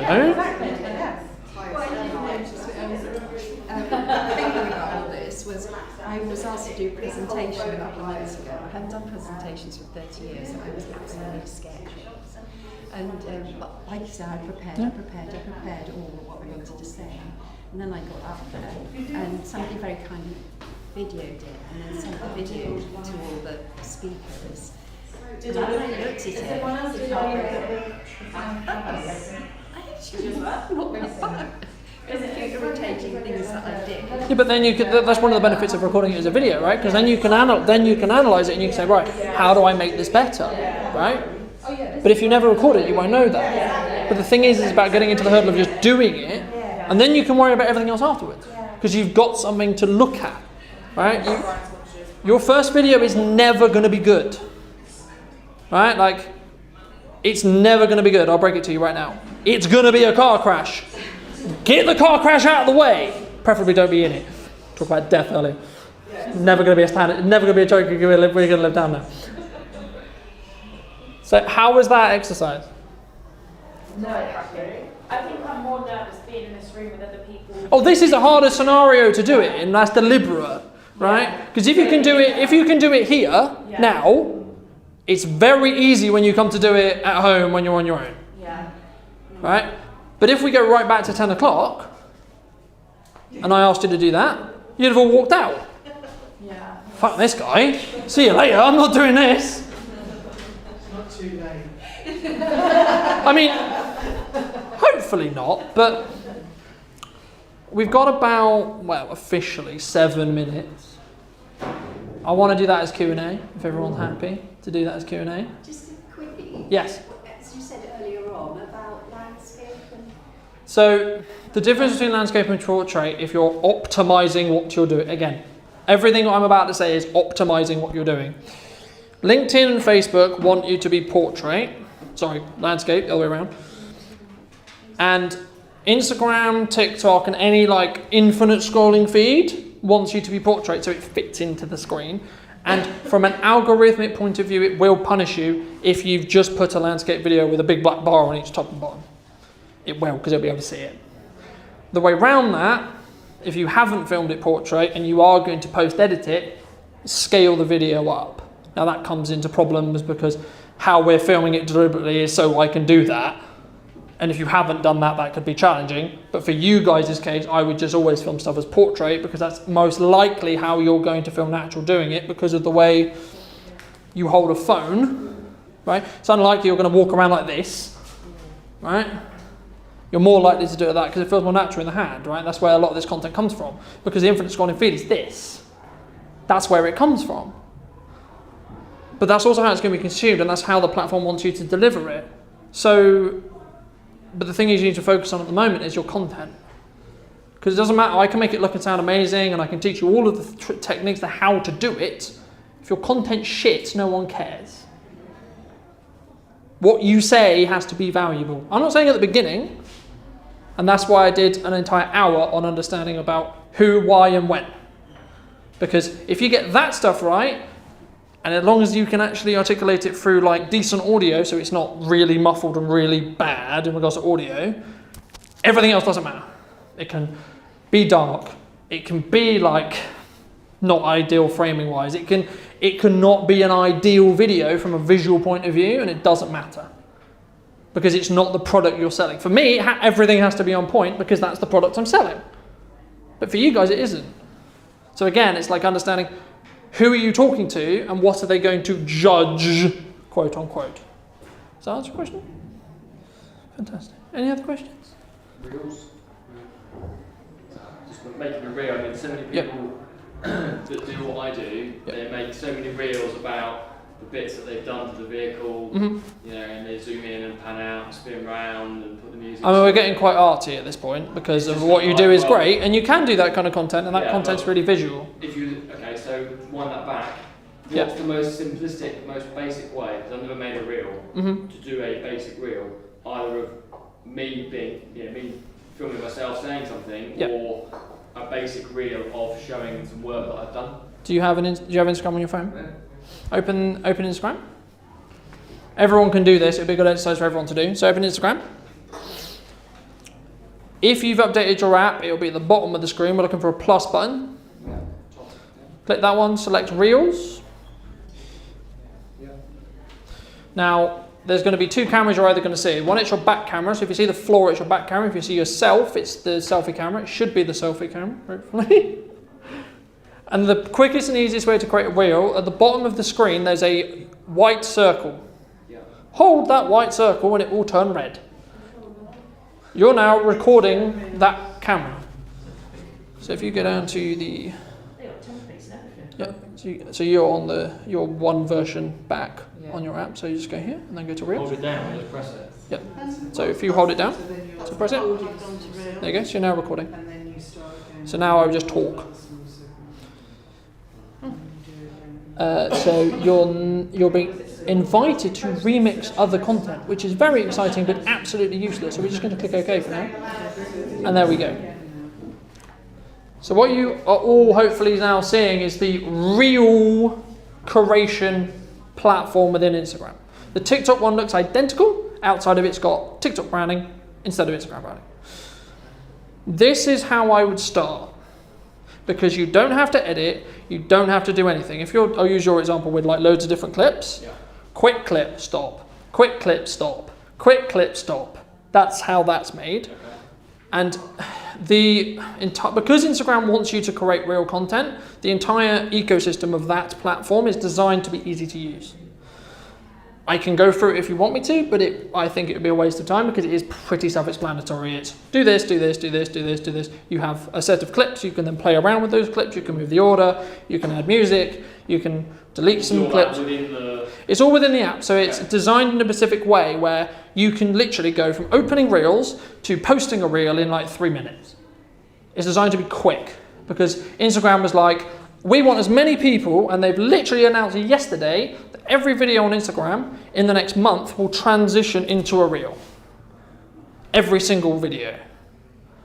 So that's all the videos that were just videos and anything new. Automatically will be posted as a Reel.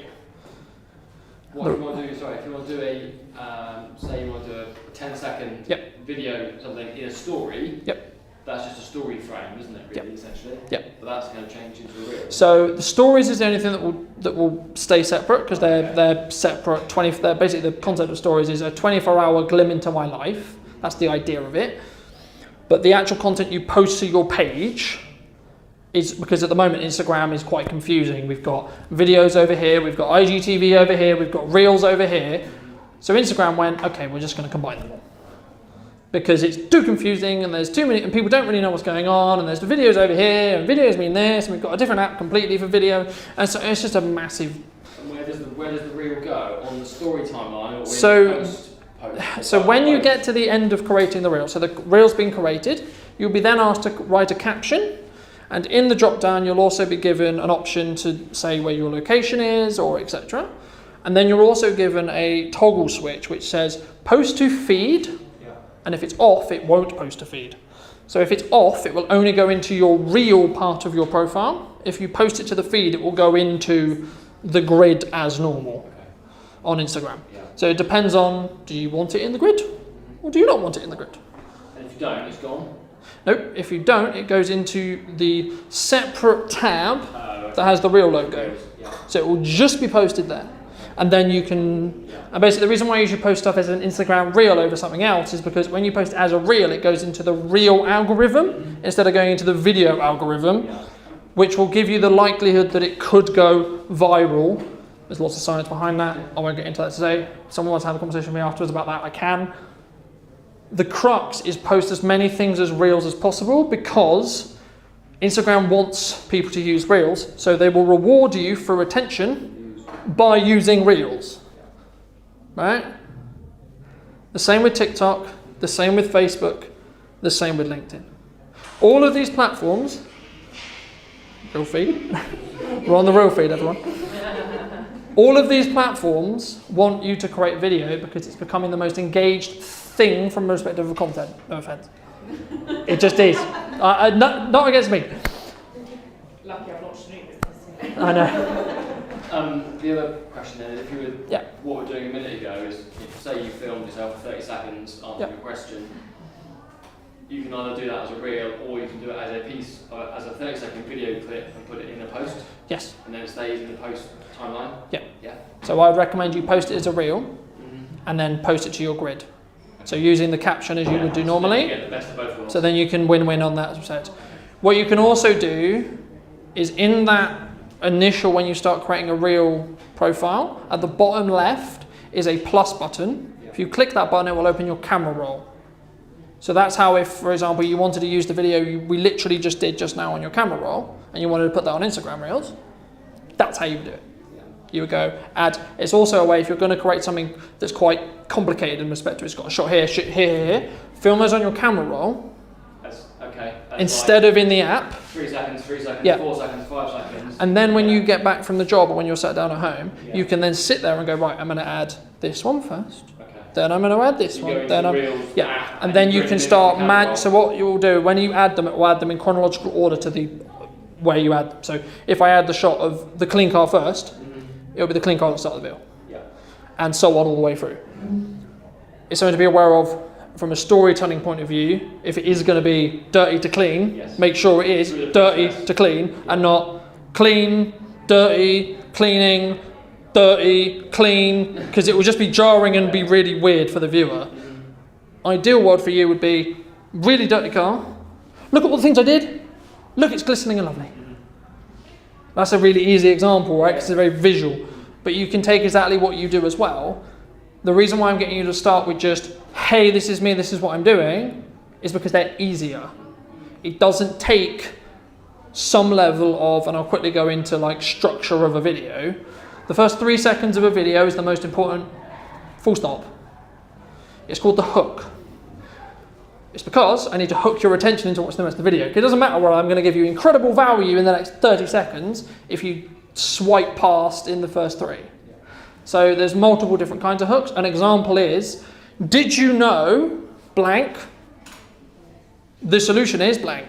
Or using my analogy from earlier with the books, if you have shit books, your business will die. But here's a solution. So I've got around 4 seconds at the word but. Okay, so I'm like, okay, what do you mean my business is going to die? Right, now that's a quite drama-related one, but that's sometimes what you want.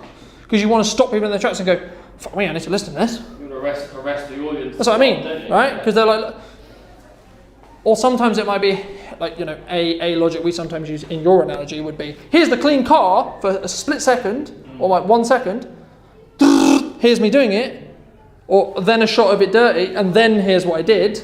Or if you were doing it like really vlog day in the lifestyle, it'd be like, clean car, hey guys, I'm going to be doing this, whatever you're doing, and then the clean car at the end. There's a guy that does video, he's called Mountain Rug Cleaning. Okay, so a bit of a reveal here. And he takes absolutely disgusting rugs and cleans them and makes them good. I would say, personally, you've got a fabulous opportunity to just zone in, not, you know, on a tyre that's got to be one of the dirtiest parts of a car. What? Yeah. Can be. Well, look at this deal. You didn't see what I did on Tuesday, but there we go. You in camera showing what you're doing to it. Yeah. Have a look at that. Have a look at Mountain. Yeah, the flip side of that for me it's is a great before and after opportunity that you've got that maybe the rest of us I can't do. Quite a lot of time I go away from showing too many befores, because if it's a job that I don't want to get more of that work, if I show it, I'll get more of that work. That's a really key point, actually. If I put lots of pictures of motorhomes, I hate doing motorhomes. If I do a client's car and they've got a motorhome, I'll do their motorhome. I won't advertise. I do motorhome. So the really, really key thing with anything you do in marketing is only advertise the stuff you want more of. Right? If I want more workshops, I'm going to advertise that I've done a workshop. Right? If I don't want a workshop, I won't advertise I want to do a workshop. Because you'll get what you put out. Right? I mean, how did I get to this situation? Quite literally, I put out me talking in front of a room, and now I'm stood in front of a room. Simple, really.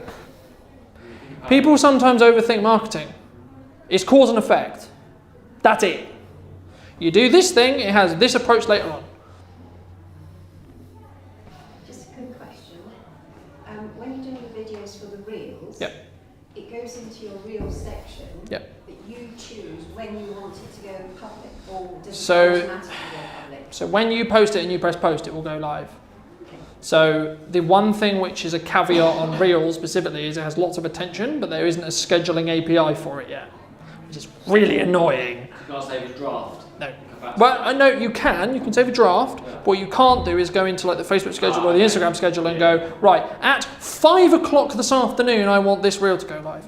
You can do that with normal video posts, and from what it's sounding like, you will be able to do that soon with Reels, because if they convert all the videos into Reels by proxy, they have to give the API to themselves to be able to do that. So it would make so much sense for them to give the scheduler within Facebook the ability to schedule Reels, which, by the way, will be a complete game changer for anyone not doing Reels right now, because it means you can basically bulk record a load of Reels, have no downside because you're posting them all in the Reel algorithm, and be able to bulk record. But also it means the Reel algorithm and the concept of doing Reels is going to get so competitive it's not even funny, because you guys will be genuinely competing against people like me who can create 25 Reels a day.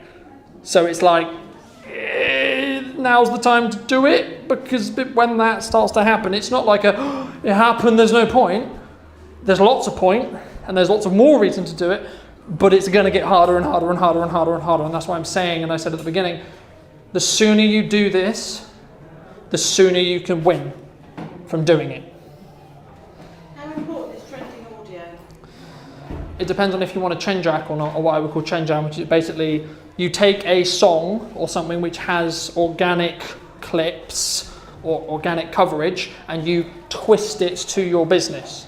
Personally, I would rather build a slower group that takes time to grow in respect to, like, it's just organic content and there's no trending sound and etc. Because I'm not trying to explode my account, because again, I'm not trying to I don't want numbers, I want a good amount of the right numbers. But the thing is with sound specifically is you'll just get a load of influx of people, which there's pros and cons to having, but it's not exactly what you want, especially when you're doing it to grow your business. To grow your business, actually, arguably, I would say just create original content that talks to your ideal consumer or the person you're trying to help, and put it out and let karma worry about everything else. Do you think concentrate more now about me being the face and talking? The thing you should concentrate on is becoming the only authority figure in your niche. That's it. Yeah. That's an adding value to the people you want to serve. Yeah. Being the only person who can be that solution for them. I never thought it from the start, and I've gone straight in with trying to do these fancy reels and just got myself in. Yeah. My knickers in a bit of a twist about it. The thing is, you are a lovely person. And Well, I think thank you. I think to our faces. I definitely think that you showing you is going to be a massive thing in what you do with photography, because I'm going to be more drawn to you. Especially in what you do, because people want to be, like when I do coaching or when I do video consulting or video production with people, they want to connect with me to have a connection with me because they want to trust me. Because when we do interviews, they're talking to me, right? They're not, the cameras happen to be there, but they're talking to me, which means if we can have a good conversation and I can keep you basically distracted from this really intimidating thing I'm putting you in, because you know what the goal is while you're doing it, it really helps. And that's why I'm trying to be in content as much as possible, because then you can really get to gel with me and you can work out really quickly, am I someone you're going to connect with or not? And moving back to what we discussed at the beginning, you're going to get people who are going to be like, holy shit, he's perfect. You also get people like, he's a fucking twat. But you don't want those people, because those people were never going to pay you because they think you're a twat. You do want those people. So I'm going to have to go. That's all right. Sports day and I'm needed. So. Well, thank you so much. Thank you so much for coming. Hope you took value from it.